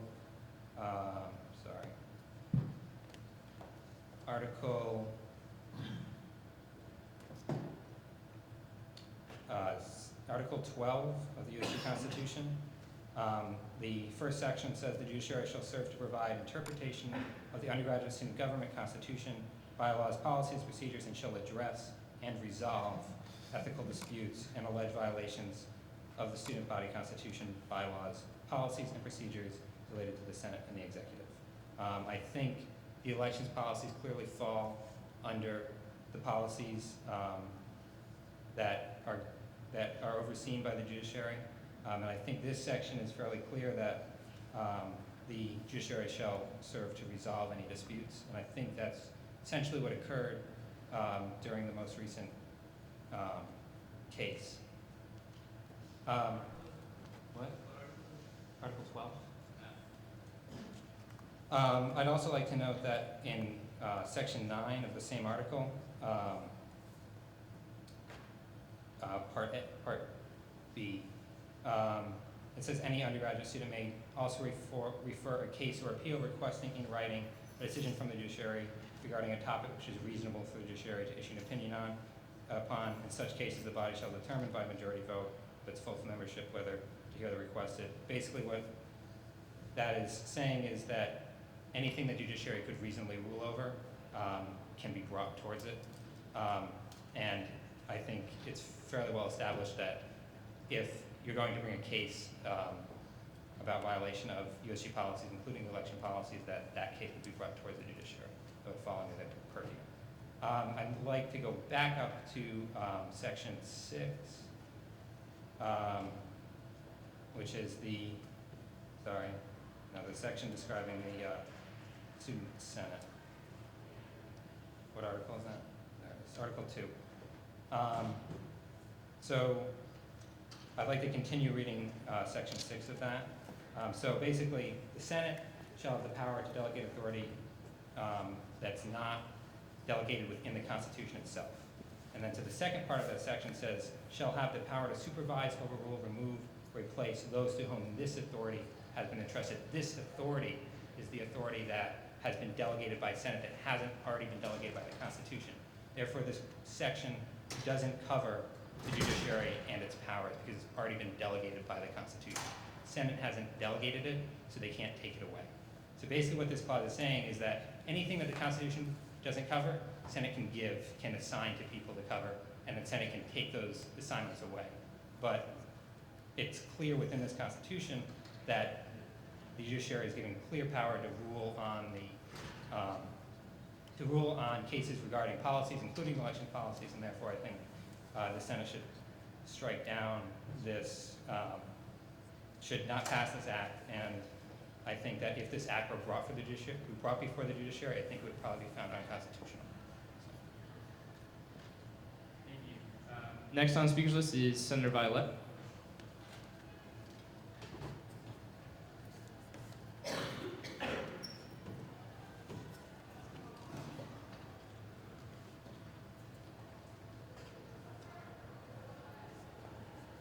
How's everyone doing? When I first walked in here today, I was really surprised and quite pleasantly surprised actually to see so many people here. I see senators here today that I have not seen since early first semester. Some of your names have come across my desk saying, hey, we should probably move these guys because they're never here. Really, I'm not quite sure why we're debating this right now. Because, to be perfectly honest, I believe the majority of everyone has made up their mind before we even start talking about it.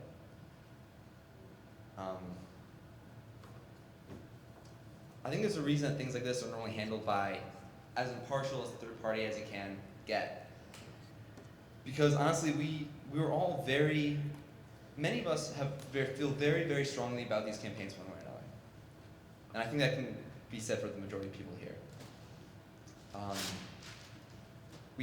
We all want to see, and it's not necessarily that, we all are very passionate about what we do. We all want to see the person that we believe will do a better job become president. It's okay, I get it. It's honestly, like, everyone understands.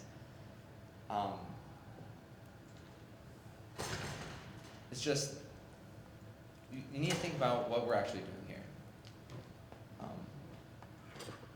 I'm curious to see, honestly, I know very little about the United States government. I'll admit it, I'm very bad with it.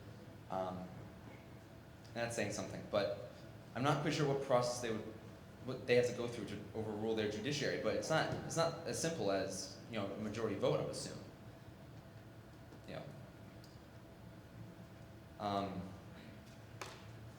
We just need to, just think really carefully before we do this. And just really think, like, were your thoughts set on one way or another? Because, I mean, half of us here were on a campaign team. Maybe even over half of us, out of all the Senate. We were on one campaign team or another. And what right do any of us have to rule on this? The majority of this room should be stepping down or abstaining from this stuff. And me not excluded. We all helped out one way or another. So I don't know. I don't even know what to do right now. This is just a really weird situation. Yeah, just think it over. Think it through. Thank you. Thank you. Next on the speakers list, we have Senator Neil Rana.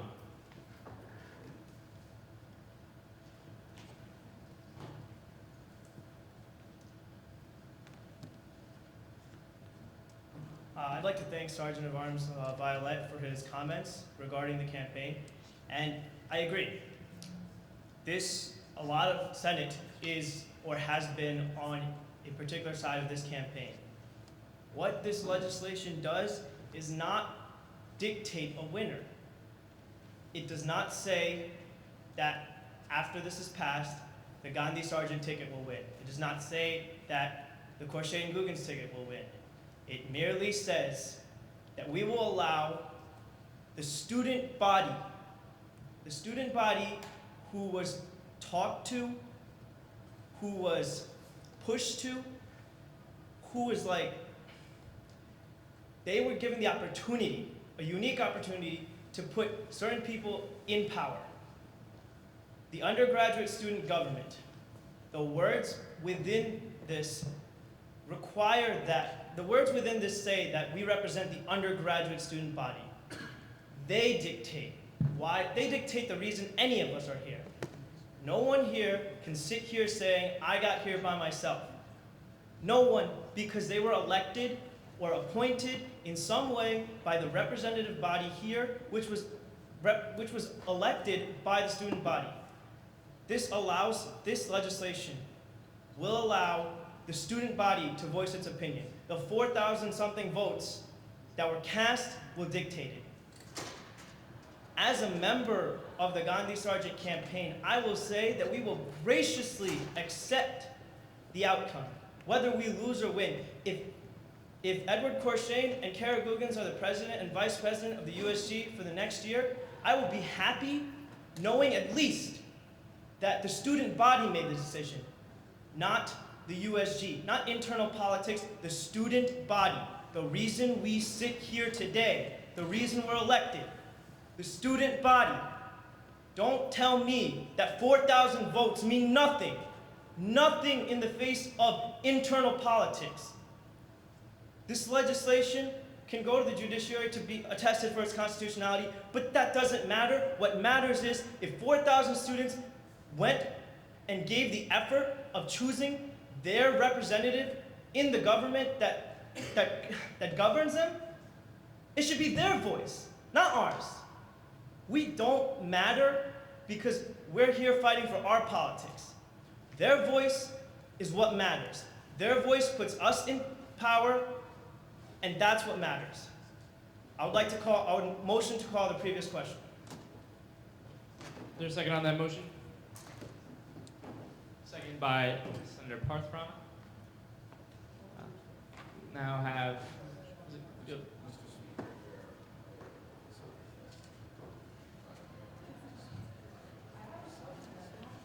I understand. You know what? That is a good point. We've got like 1, 2, 3, 4, 5, 6, 7, 8, 9. Yeah, we have more than 10 people on the speakers list. If you don't mind, I think it would be worthwhile to let them speak. Thank you. Next is Senator Ozzie Gooding.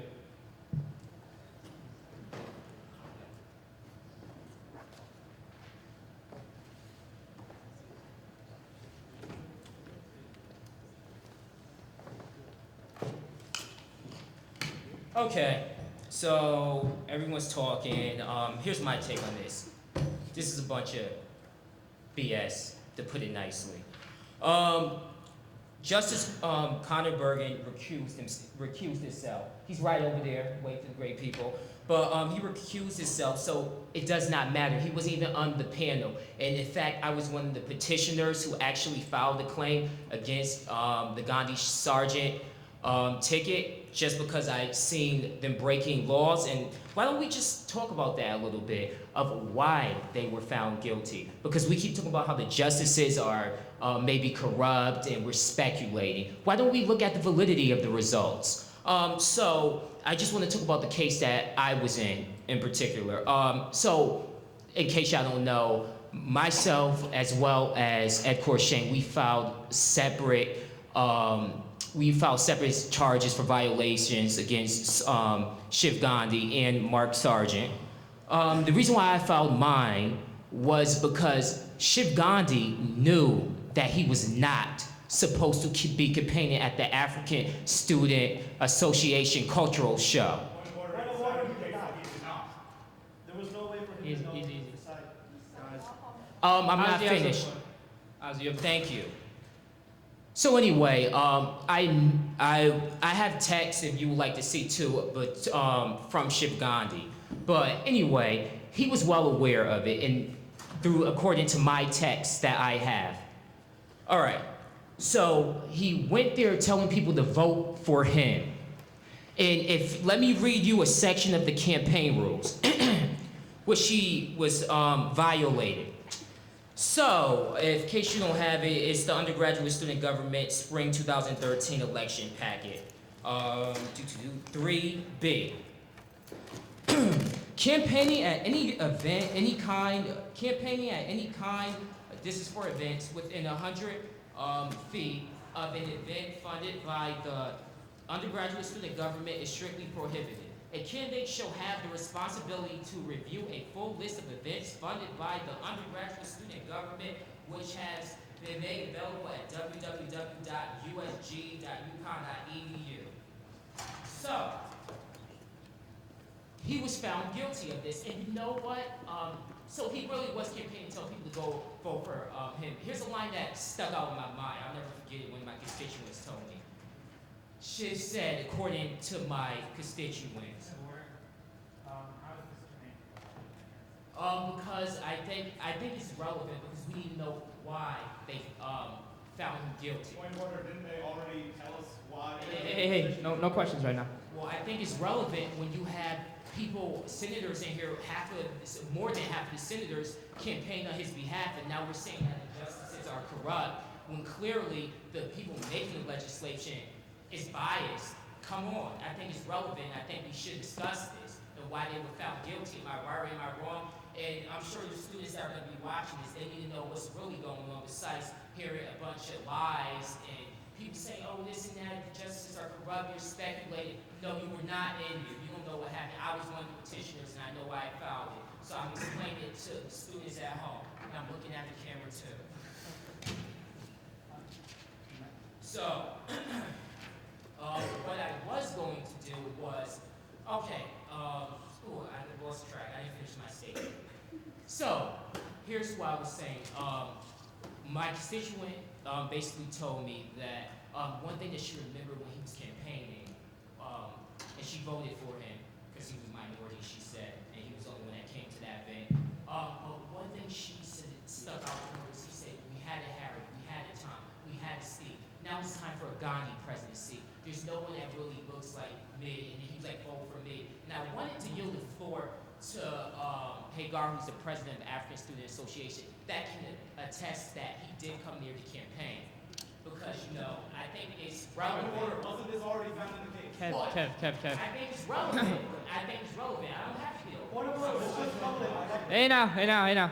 Ozzy has the floor. I just want the people to know why he was found guilty. Because this legislation is BS. And we're saying that they're corrupt, and there's something going on, some conspiracy, and it's crazy. When really conspiracy is the senators are proposing this legislation in order to get Shiv Gandhi and Sergeant ticket the appeal waived. This is like BS. That's what we have third parties to make a decision. And it's crazy because Conor Bergen was even on the panel and y'all wasn't even there, half of y'all. So how are you going to say that this is some conspiracy going on? Whatever. You guys are the one with conspiracy. So, like I said, I'm going to yield the floor to Hagar, who can attest that Shiv Gandhi was campaigning about getting votes, and she had nothing to do with it. And that's a violation of the campaign package. And they proved that. So this is malarkey. I'm yielding the floor to you. Thank you. Can you just state your name? Thanks. My name is Hagar Odom, and I'm the president of the African Students Association. The only reason why I asked to be here today was because we had a hearing, I guess it was on Tuesday, and right after I wanted to have a chance to speak to Shiv, but he was gone at the time, and I just felt like throughout the whole ordeal, our club has been kind of dragged in the mud, and no one really knows what happened. Right now, we do have a pending case about violating USG laws, about not knowing that a suggested donation is kind of the same thing as admissions, and that's its own separate case.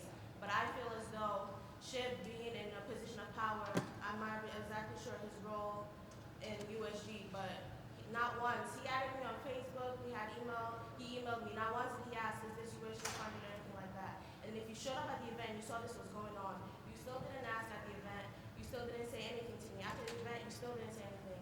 And I don't know who reported the USG violation, but now I'm having a strong feeling that it might have been that. You could have come to me first and told me. We had no idea. I'm not a part of USG. I don't know most of the policies. So for him to have not come to tell me, that's my problem here. I don't really know what you guys are discussing, but that's my issue. If this is somebody, you're saying for the students, I am a student. I'm a student leader or student leader. So if it's for the students and seeing that you couldn't pull me aside, anything, not an email, even after the hearing, not an email after, nothing like that, to say this to me, then it leads me to think you didn't know what you were doing and you ended up using our organization as part of this. So I'm just trying to clear up our name. I don't know how any of this got started, but I feel as though he could have taken better precautions to find out that this was USG funded, being that you're a part of USG and I'm just one of the students. There's not a lot of students who know what goes on in USG. I didn't know this was open to the public, so I don't see how there's going to be more blame put on our organization than on somebody who's in this establishment. Thank you. Oh, okay. Just closing remarks, people. Sorry if I seemed a little angry. I'm passionate. I love the students. So basically, just to sum it up, we do not need to pass this legislation. I think it's evident that the justices are not biased. And if we pass this legislation, it's going to make USG look bad because half of the senators in here have supported the Shiv Sergeant ticket. And when we do vote, you need to recuse yourself as well because everyone keeps talking about how Conor Bergen didn't recuse himself. And he needs to. Oh, sure, I'll wait for the Rosemary.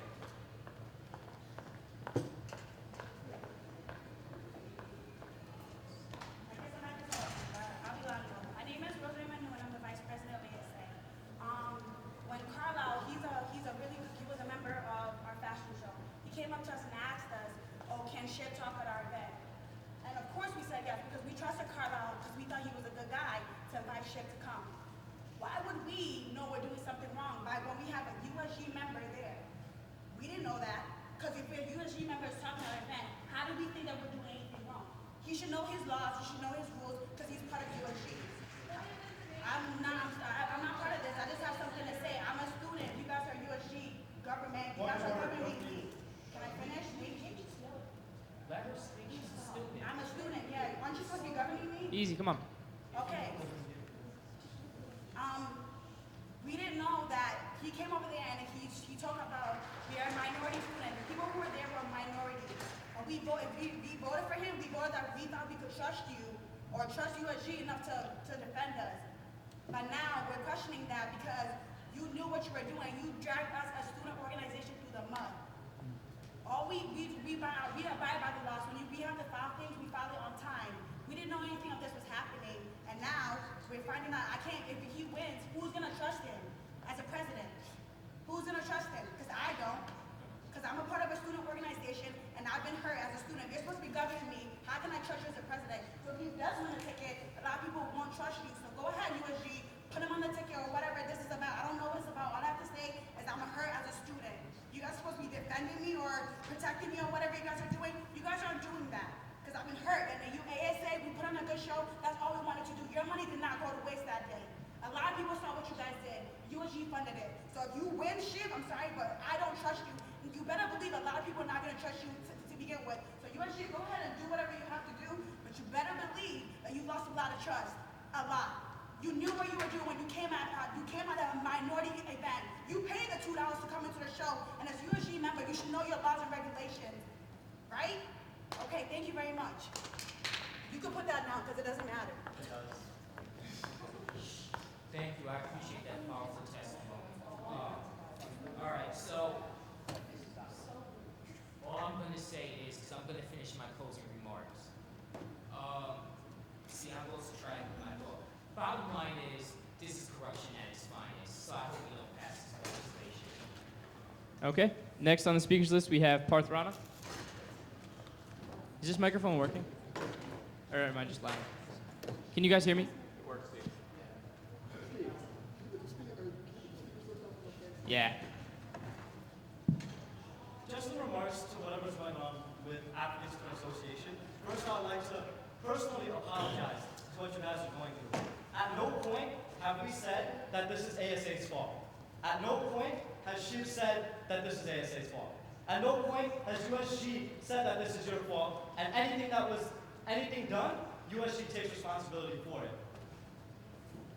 In pertainance to us saying that with this legislation that the justices are corrupt, at no point, I'm pretty sure Senator Manfredi has said that we are not saying that they are corrupt, but we are questioning whether there was a bias. We never said they are biased, we are questioning that idea. Before you say that we accuse, before you say that we are corrupt, if you say that one of us is corrupt, it means all of USG is corrupt, because we represent the student body. And in that same way, we're just trying to make sure that they get their voice. If ASA,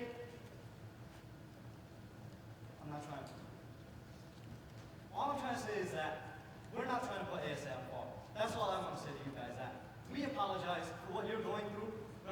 point did we want this to happen. And congratulations on your successful event.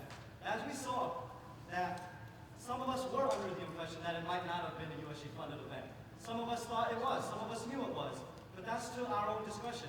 No one is gonna know for sure, no one is gonna know if not. We all have that choice to make right now, and we can keep going at this or not. I'm not gonna call the previous question. I'm just gonna let it go, but that's what I have to say. Thank you. Next up, Chairperson Alice Lowe.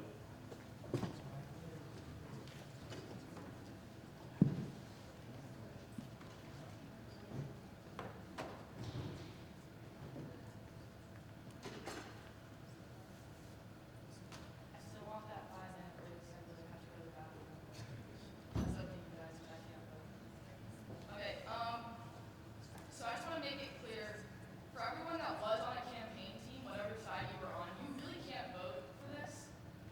For what you are senators, you can't vote for this if you have a bias.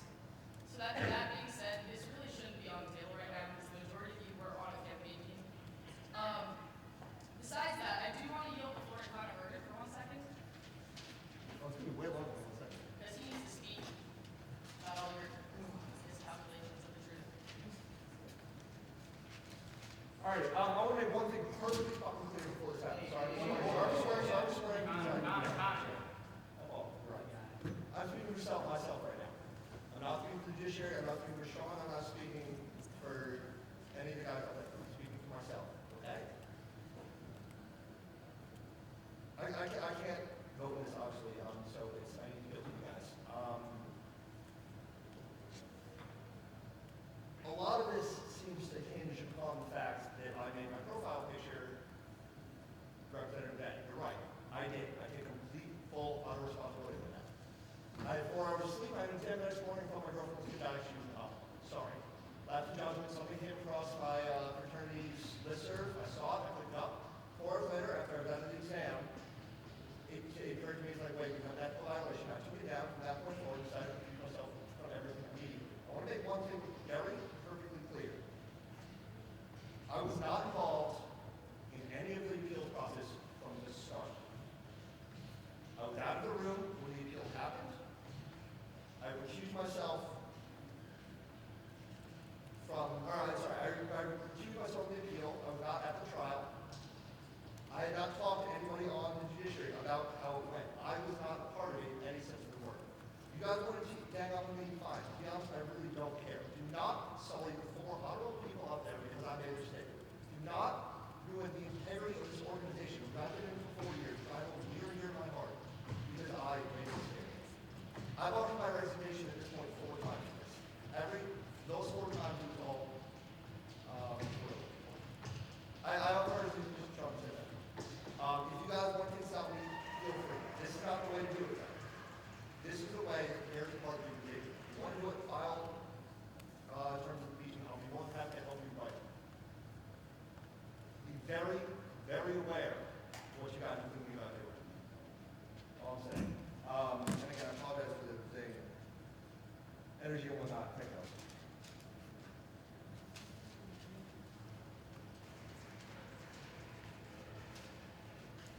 Sorry, I'll press this.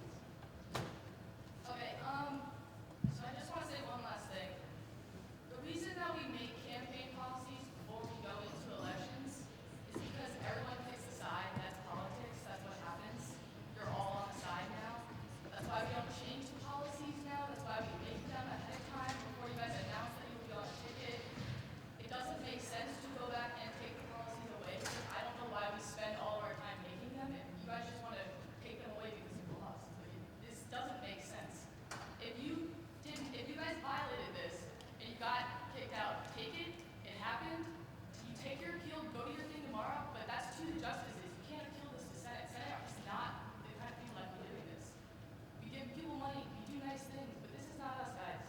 If you guys are literally just taking sides, and this doesn't make any sense at this point. Think about what you're doing. Next on the list, we have Comptroller Corchain.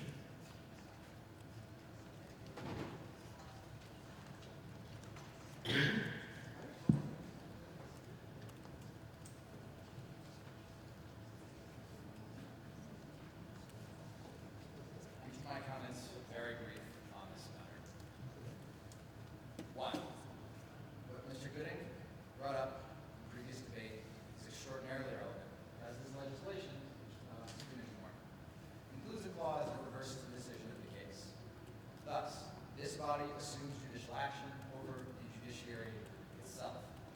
Meaning, if you would like to take that action, you have to have a case in due process, not decide summarily based on one piece of legislation. 2, due process is well afforded by the United States Constitution, Mr. Sergeant. And for this body to change the rules of due process mid-process is unconstitutional by the United States Constitution. This has been brought up multiple times, but 3, this body has made it very clear that it is extraordinarily partisan in campaign. The judiciary is trained and regulated to not be partisan.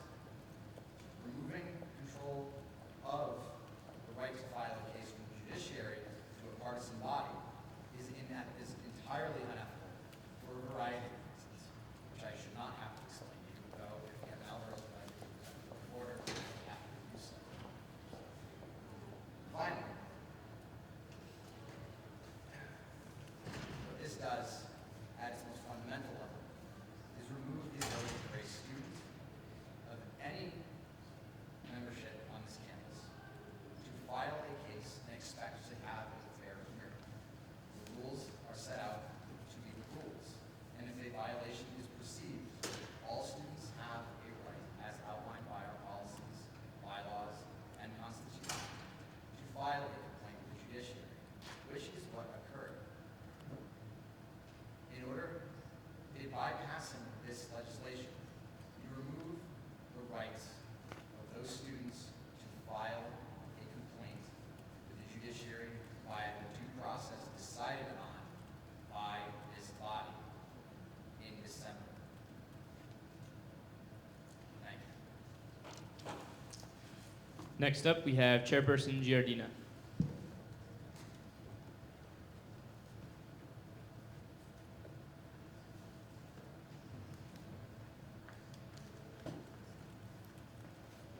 I would just like to say this. Being on the wrong side of any judicial decision,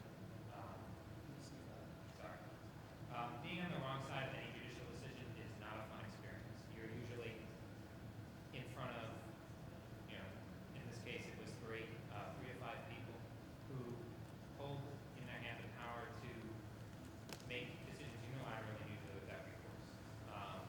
And as part of funding board, I have been on the opposite side of the appeals board, and I have experience, though not the extent that Speaker Gandhi has, the kind of the feeling that comes with having a decision made where you really can't do anything about it. And I understand why this legislation is being brought forward, because it is being felt that the power of the entire student campus is being pushed into the power of only a few members of the judiciary.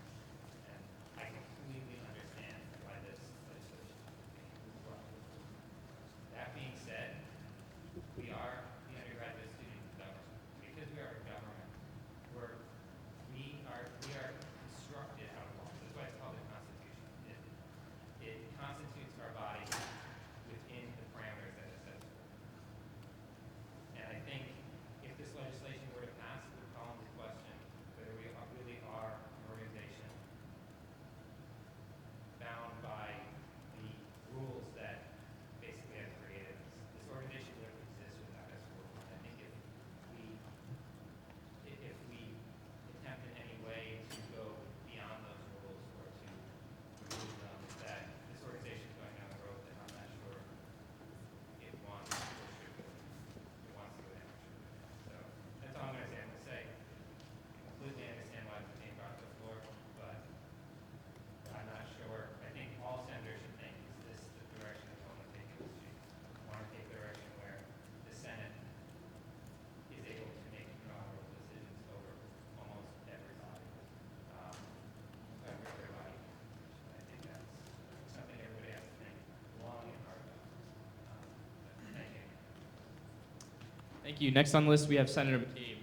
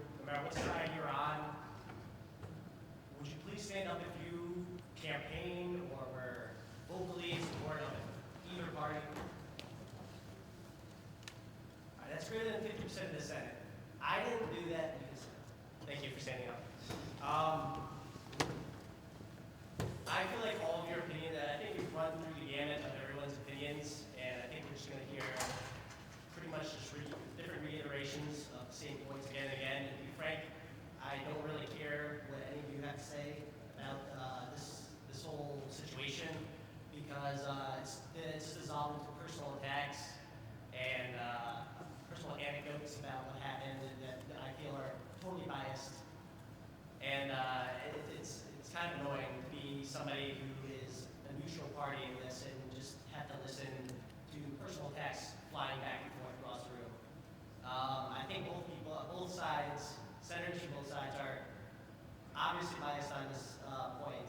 And as far as the decision itself by the justices, even though I was unbiased, I voted for Shiv, and I don't agree with the justices' decision because, and I feel like my vote and hundreds of other votes were thrown out over violations that, in the grand scheme of the election, were pretty much immaterial to the final tally, I think, and also by the precedent set in the Sam Tracy and all that. I'm not sure you guys looked at that, so needless to say, I don't agree with your decision, but this is not the way to overturn that decision.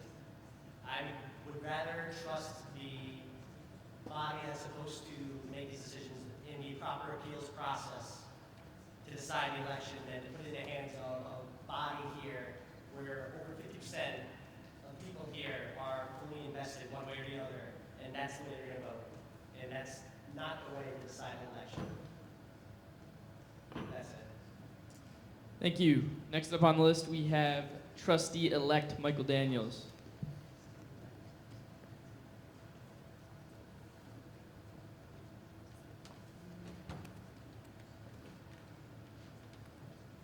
All right.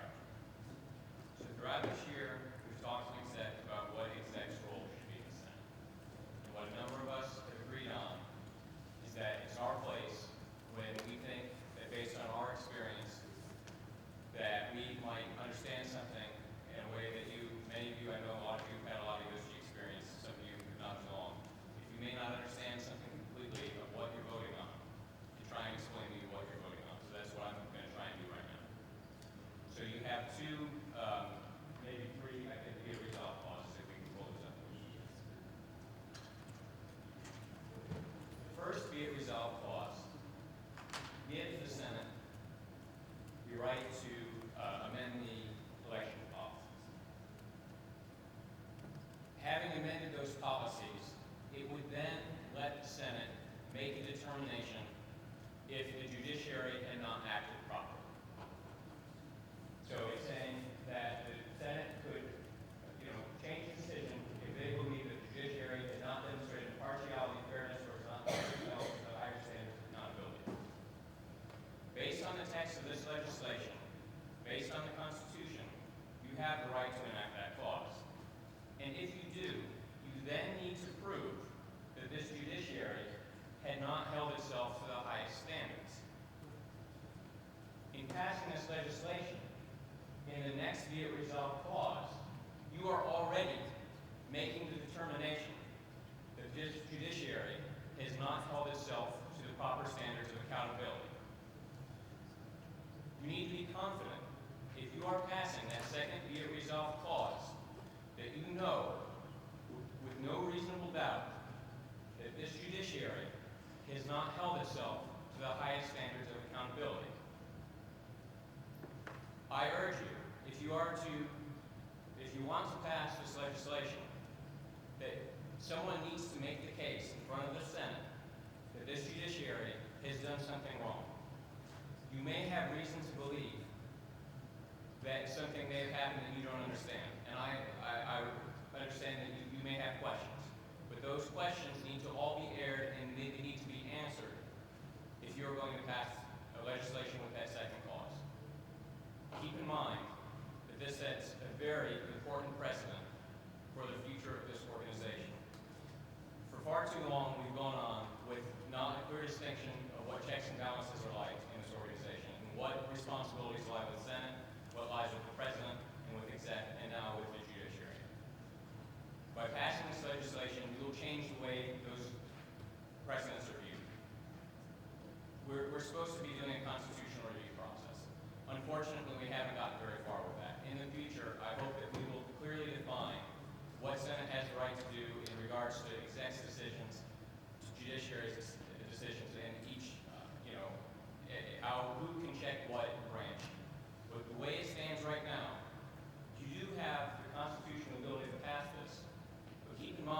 that you are doing two things at once. You're not only saying that you can amend the policies to allow something to happen where you're making a decision about the judiciary, but at the very same time, you are making that decision. And I urge you, be confident of that decision before you make it. Thank you. Thank you. Hello. Thank you, Mr. Daniels. Next up, we have Senator Perez. Okay. Next up, we have Senator Grant. Okay. Senator Alvarez.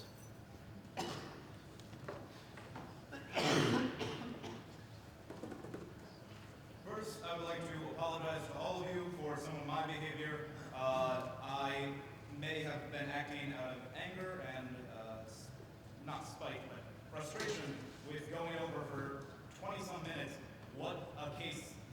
what was already found in a case simply because somebody wants to make a point about corruption, which frankly happens, has happened 3 times by the same person. It's kind of ridiculous that continues. Also, what this is saying, I know that people that are against it kind of want to describe it as we're trying to win this election because we're frustrated that the judiciary heard against us or ruled against us. It's not even remotely about that. If we lose the election, I'm pretty much fine as long as the judiciary is held accountable for things that clearly, very clearly went wrong. 2 people saw the Chief Justice in a room with somebody who was a witness. Now, I'm not saying that they're corrupt or that they're bad people or that they were talking about the case. What I'm saying is that is such a blatant violation of how a case should go. That's not due process. That's violating due process. What we need to do as a legislature is put things in place so that we, I'm sorry, I'm raising my voice, didn't mean to. We need to put things in place that prevent against that for the future, that rule against that as of now, and that allow this election to go forward without the question of a biased judiciary. Because there is a question. We've said there is a question about it. Going into a room with somebody who's a witness, that's not okay. That's not okay by any standard, by any means, ever.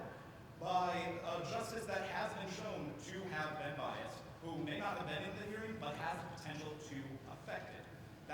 It is a fact that you can affect a hearing or people's decisions if you are talking to them, if as Justice Bergen stated, Justice Pilares or Chief Justice Pilares did not accept his resignation, which is a violation of policies. And we're not talking about changing the policies to allow us to do this. We're saying we're going to do this. We're bridging the gap between what we are allowed to do and what we are doing and what the policies reflect. Because they don't at this time. So that clause is not to change the policies right now. It's to change it in the future because we do have that power to overrule the judiciary. And I will yield to Senator Manfredi to, no. Oh, you're, okay. Never mind. Go on. Okay, thank you. Next up, we have Senator Neil Rama. All right, Senator Manfredi.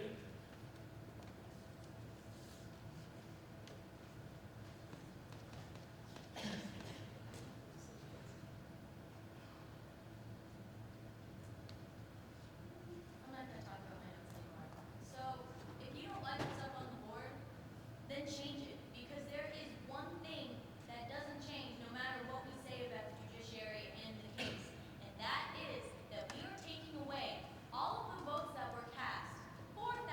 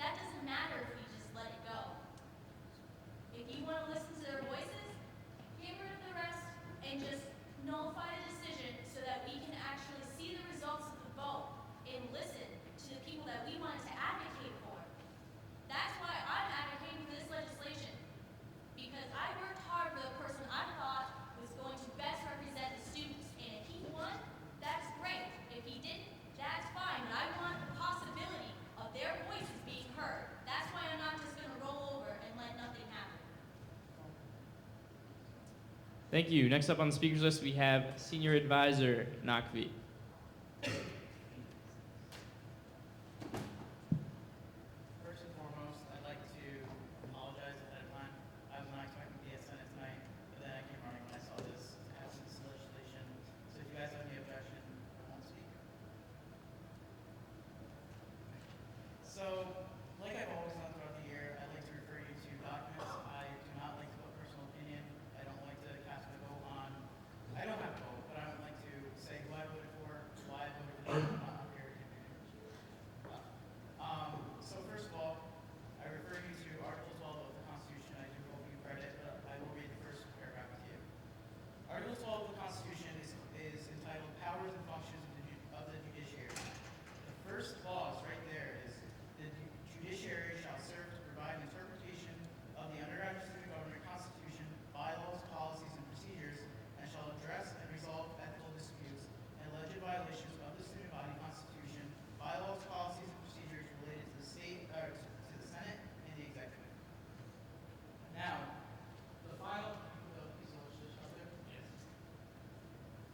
the final be it resolved, be it finally resolved, the Senate charges the judiciary with verifying, recognizing, and making publicly available the decisions of the student body in the spring 2013 elections within 90 minutes of the passage of this act to allow this body and students it represents to transition and progress forward.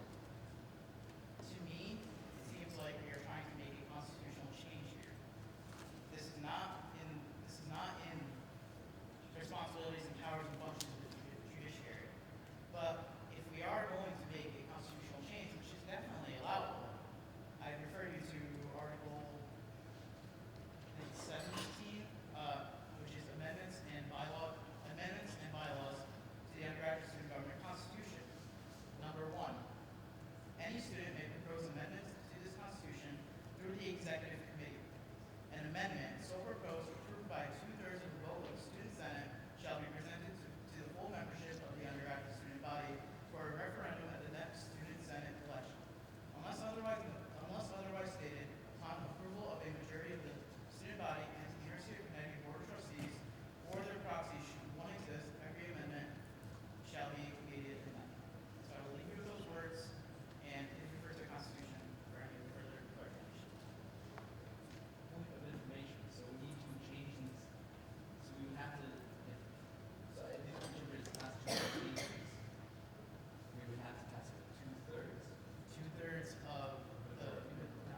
Two-thirds of the student senate, which then goes to the full membership of the undergraduate student body, which is referendum. So during the constellation. Just to clarify, this wasn't presented as a constitutional change, so it wouldn't go through that process unless the judiciary then decided that it was a constitutional change, and then it would come back to Senate, and they'd have to vote on it again. Next on the speakers list, we have Senator Inez.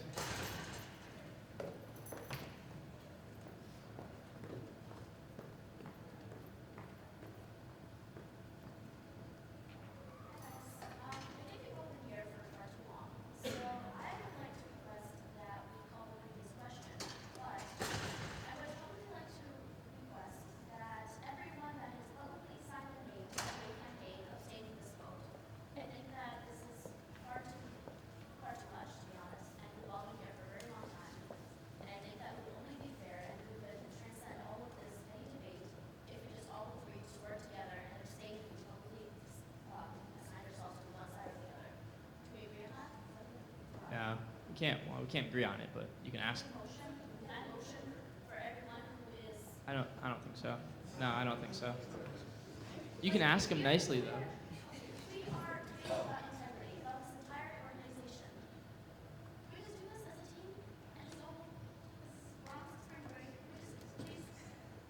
Okay. There was a motion to call the previous question. Seeing as though we only have 2 speakers left on the list and more than 20 have spoken, I'll entertain the motion. This requires a 2/3 majority to pass. So is there a second on the motion? Yes. All in favor, please say aye. Aye. All opposed, please say nay. Nay. Abstentions?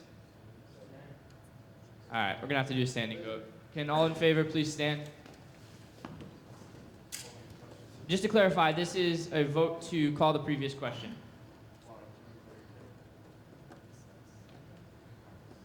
And she's standing too. Okay, cool. You guys can sit. All opposed, please stand. Oh, all right. Abstentions, please stand. Oh, hey there. All right, the previous question has been called. We will now move into a vote on the legislation as presented, an act concerning undergraduate student government elections. Yes, we can do standing. All right, roll call vote has been requested. I will entertain that. We will proceed with the roll call vote. When I call your name, please indicate yay, nay, or abstain. Senator Alvarez.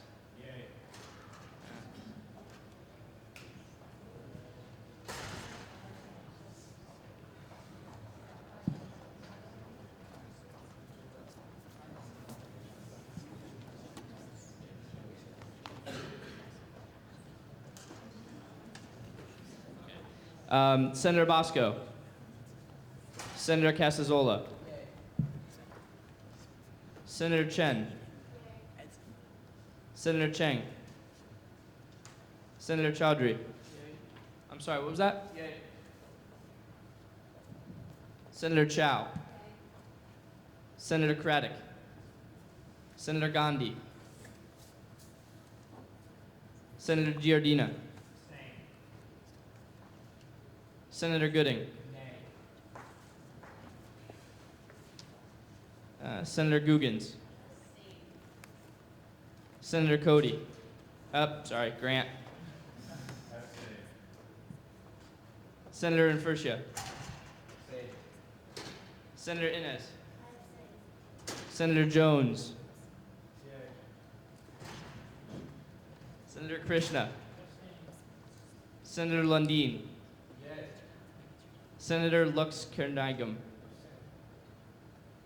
Senator Manfredi. Senator McCabe. Senator Manitti. Senator Paul.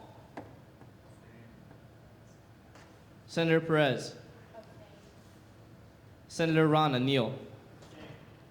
Senator Rana Parth. Senator Rifkin. Senator Rowe. Senator Sargent. Senator Verbeek. Senator Violet. Senator Ward. Senator Wanneberger.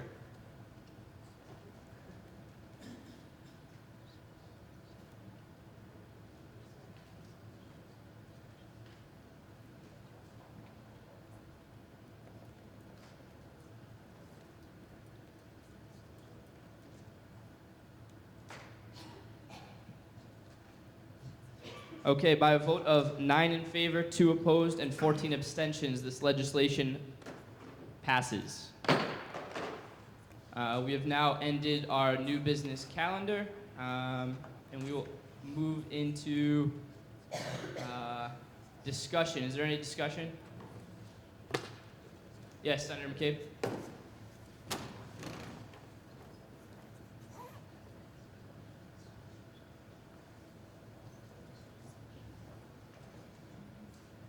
Discuss it in this body. That's pretty much it. You can't just bypass the way the student government is run and just make yourself, just be a kingmaker yourself. I'm sorry. This is a funny sight. That's pretty much just gonna get that. No, but seriously though, this is pathetic.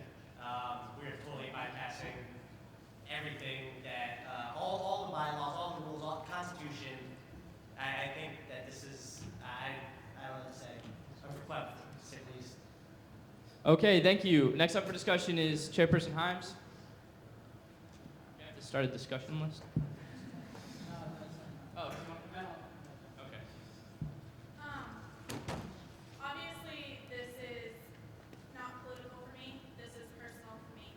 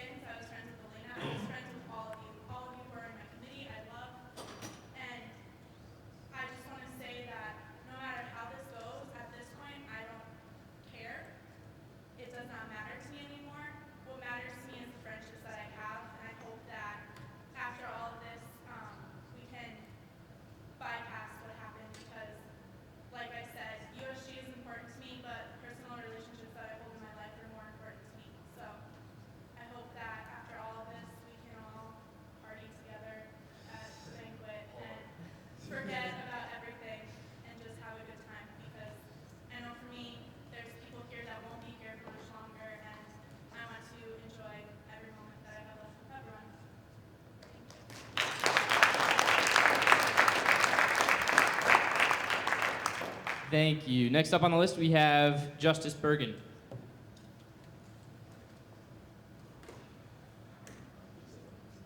All right, well, now it sort of sounds like we're getting very well set. Again, on behalf of myself and the organization, look at me as Connor and Cheeseburger. Guys, this isn't us. A lot of you guys, this is your first time in the room. My college career is defined by USG. I'm the only person in this room, the only person in this organization who's been in it since the fall of the freshman year. And the reason I hang it, I mean, it's along the lines of what Kaylee said, it's along the lines of guys who spend a lot of time and put in the work and the frustration and the joy of victory and the agony of defeat. It's not about the stuff that goes on here. It's about the relationships with us. It's what we're in college. We pay a lot of money to do this. A lot of money. All right, and listen, I'm just a character guy for holding the company. I'm not going to hold against anything. That's not who I am. All right, I'm still gonna shoot your second. I'm still gonna make just complete fool of myself backwards than any other time you see me. I'm a senior, that's what I want to do. Do not let this tarnish and destroy the organization which has literally been my life for the past 4 years. Do not do it. Or I swear to God, it's just gonna kill me. All right, guys, just please. All right. Thank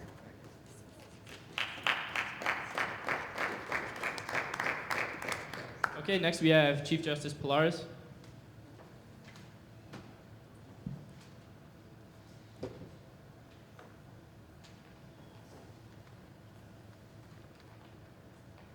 Well, I must say this was quite interesting.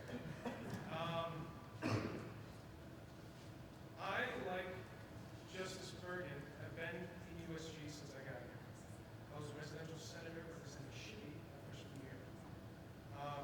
Sophomore year, I was the associate justice serving under Chief Justice Ashmore. And this past year, I was reappointed to the judiciary and then among the justices elected to the Chief Justice. So, like Justice Bergen, USG is being defined by my college career is being defined by USG, I should say. There's just one thing that sticks out in my head. It's great. It's just, Senator Alvarez was talking about, the idea of impartiality. And the gentleman who served on this campaign, Mr. Gannon's campaign, he's one of the sponsors of the bill. So talking about conflict of interest, just contemplate that. It seems like there was a lot of speculation, which is another interesting thing, Senator Manfredi, because you said, that's what we do, we base things on speculation.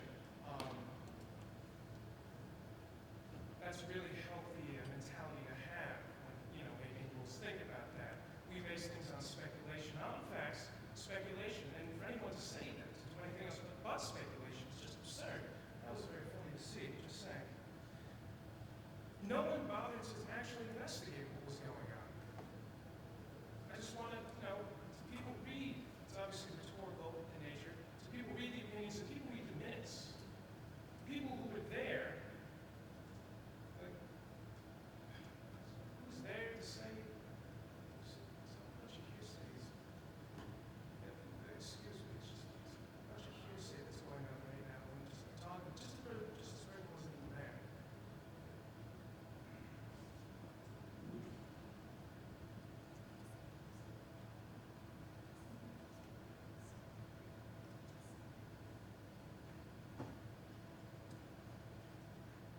Obviously, this is a choice. I have remained impartial my whole time. I would love to find someone who can say that I did not. I would love someone to step forward and say I remained impartial and solid in some ways. And if someone definitely believes that I was manipulated or I acted on my own agenda or I campaigned for someone, I welcome them to file articles of impeachment. In this case, just so you guys know, they'll be filed before the executive committee, because obviously judiciary not being partial in that instance.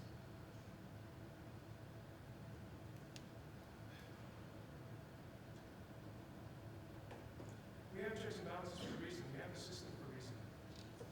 The system's been working longer than most of you people have even been here. I've seen it work longer than you people have been here.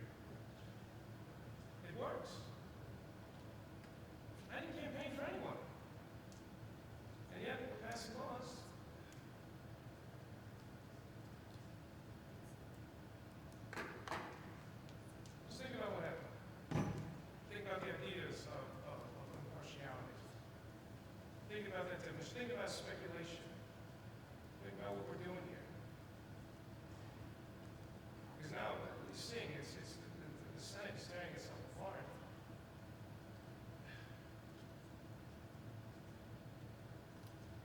Thank you for your attention.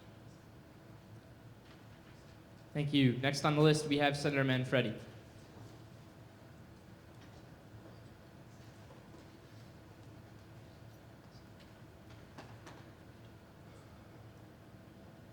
I'm going to speculate here, as a beginning point, that I joined USG for different reasons than a lot of people, it would seem. I didn't join for personal relationships or friendships. That's a lucky side effect. But I joined because I thought that I was going to be representing student voices and making sure that they were heard. This is kind of a different race. This campaign only had 2 candidates. Last year there were 4. So if you, as someone was disqualified, there were other people that were voted for, so the voice was still heard. Our campaign system isn't perfect. Our election system isn't perfect, and we need to change some things. Maybe the legislation we just passed isn't perfect. But we can change things because that's what we're here to do. We're not here to attack each other. That was wrong. We shouldn't have done that. We're not here to talk about putting ourselves and our friendships above other things. We're here to make changes that need to happen.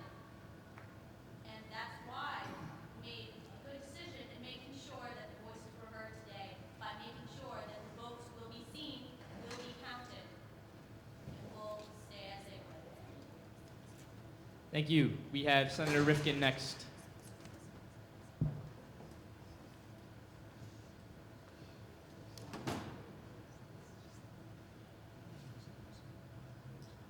Hi, everyone.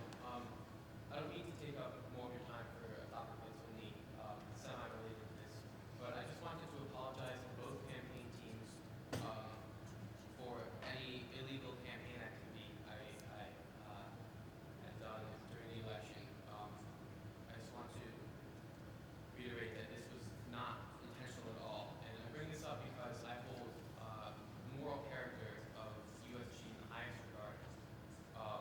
Not just for myself, but for everyone. And as I continue in this organization, which I'm very invested in, I hope that moral character will continue. But I just wanted to formally state my apology to both campaign teams.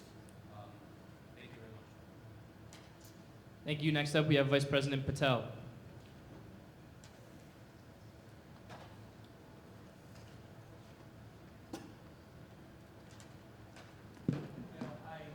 I'm a progressive, and I like to continue to say I'm a liberal and progressive, whatever that.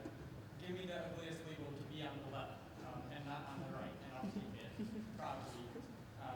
And one thing I don't like about sometimes about my side, as I like to say, is that we talk too much. We don't want to do X, Y, and Z, and we don't give them the solutions.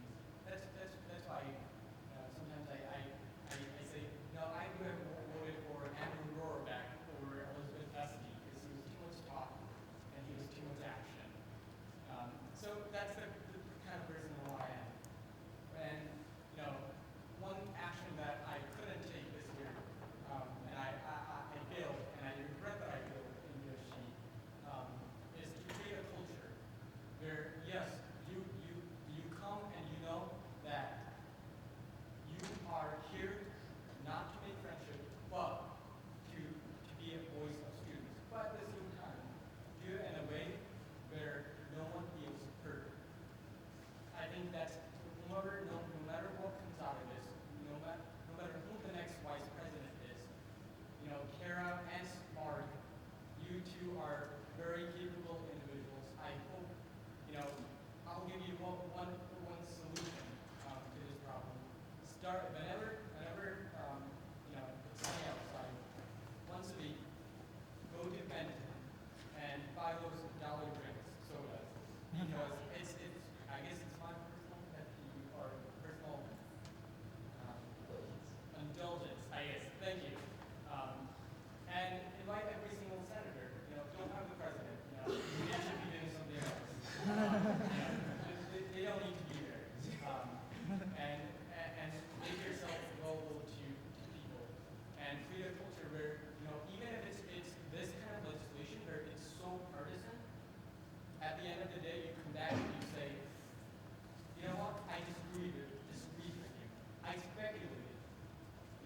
I didn't speculate because I dislike you or I distrust you. I did it because X, Y, and Z. And you come back and you do the same thing again. Look at our U.S. Congress. You know, Democrats hate Democrats more than Republicans. I mean, it doesn't make sense. You know, another example, you know, of my life. I am closer Tea Partier friends than Democrats. You know, so yes, I can disagree with you. I can speculate with you. I tell Dublin, F off, and you say cut Medicare. You know, not gonna happen. You know, you are doing it because you want to throw grandma off the cliff. I see it clearly. You know, that's what your policies do. But at the same time, you know, and I say it because I think, you know, as Senator Van Brady said, we are here to represent students. But at the same time, questioning other people, just for the sake of questioning, would seem inappropriate. And I had a conversation with Chairperson Himes about our little exchange that started off this debate. You know, and part of the problem is that we have misunderstanding. You know, if I could go back, I was misunderstood as to what the vice president's job is. I've never had to run. You know, if I knew what my job entailed, I wouldn't have to run. And half the time, that's the problem. That we do things and we don't understand it correctly. So I hope no matter who the vice president is, that you will work hardest. Don't work on policy work.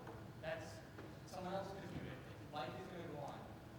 But create a culture where even if you're working on policy work, that something good is going to come out of it. Thank you, Ray.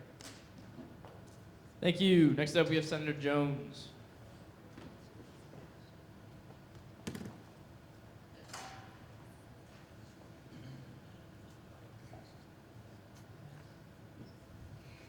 I can't stand up here and talk about how long I've been in USG, because I've only been here for a year.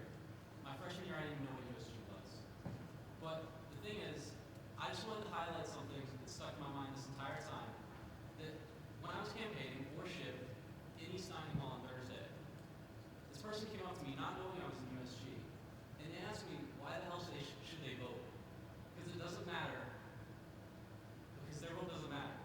And so, at the core, as a student government, I think it's kind of an educational thing. So we're all learning, we're all making our legislation. Maybe we screwed over everything by passing this. But ultimately, maybe we'll get it back. Maybe we'll use our power and fix it. Right now we don't have checks and balances, but it'll get fixed. It's a work in progress. But what I'm trying to say is the message we should be sending to 50 or so people, to undergraduates of 16,000, is we shouldn't be saying their vote doesn't matter. We shouldn't be letting 3 people inside an organization decide who wins in that organization. They should be decided, and that's what's important. Thank you. Next up, we have Speaker Gandhi and Comptroller Korchain.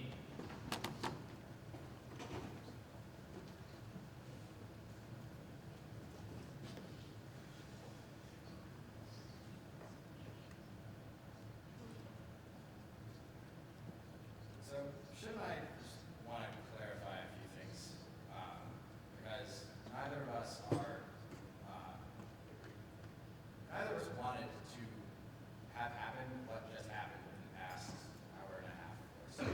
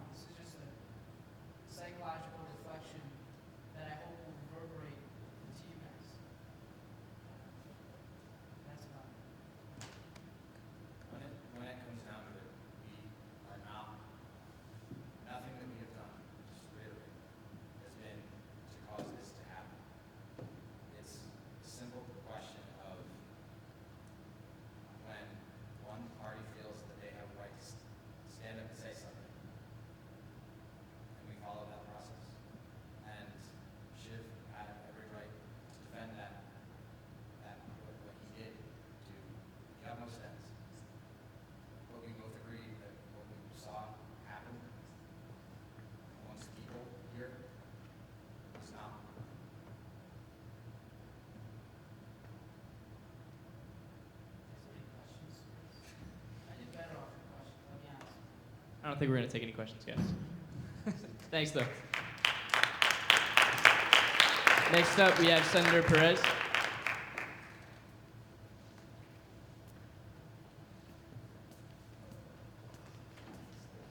apologize for not being dressed up as well. At the wrong campus, I don't have a car, and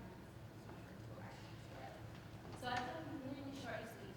I heard a lot of questioning of senators that haven't been here before, or for whatever reason, we're about to exclude from the club, and that's, I understand those, but at the same time, realize that people that just came to this room for this one debate, this debate could have stopped their entire political career as an undergraduate, and it could have really inspired them to become part of USG. So I think it's a little bit of BS that you're attacking us just because we haven't been here before for whatever reason.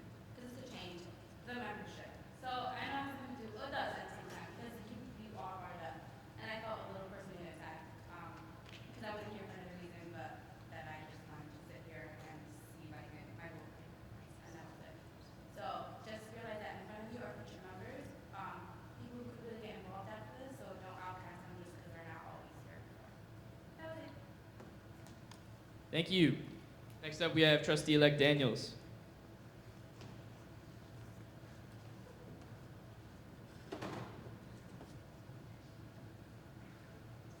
I stayed here far longer than I wanted to stay here because I need to say a few words about Sean Polaris, the kind of guy he is.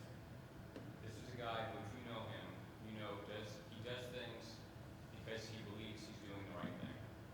He stands up for what he believes in.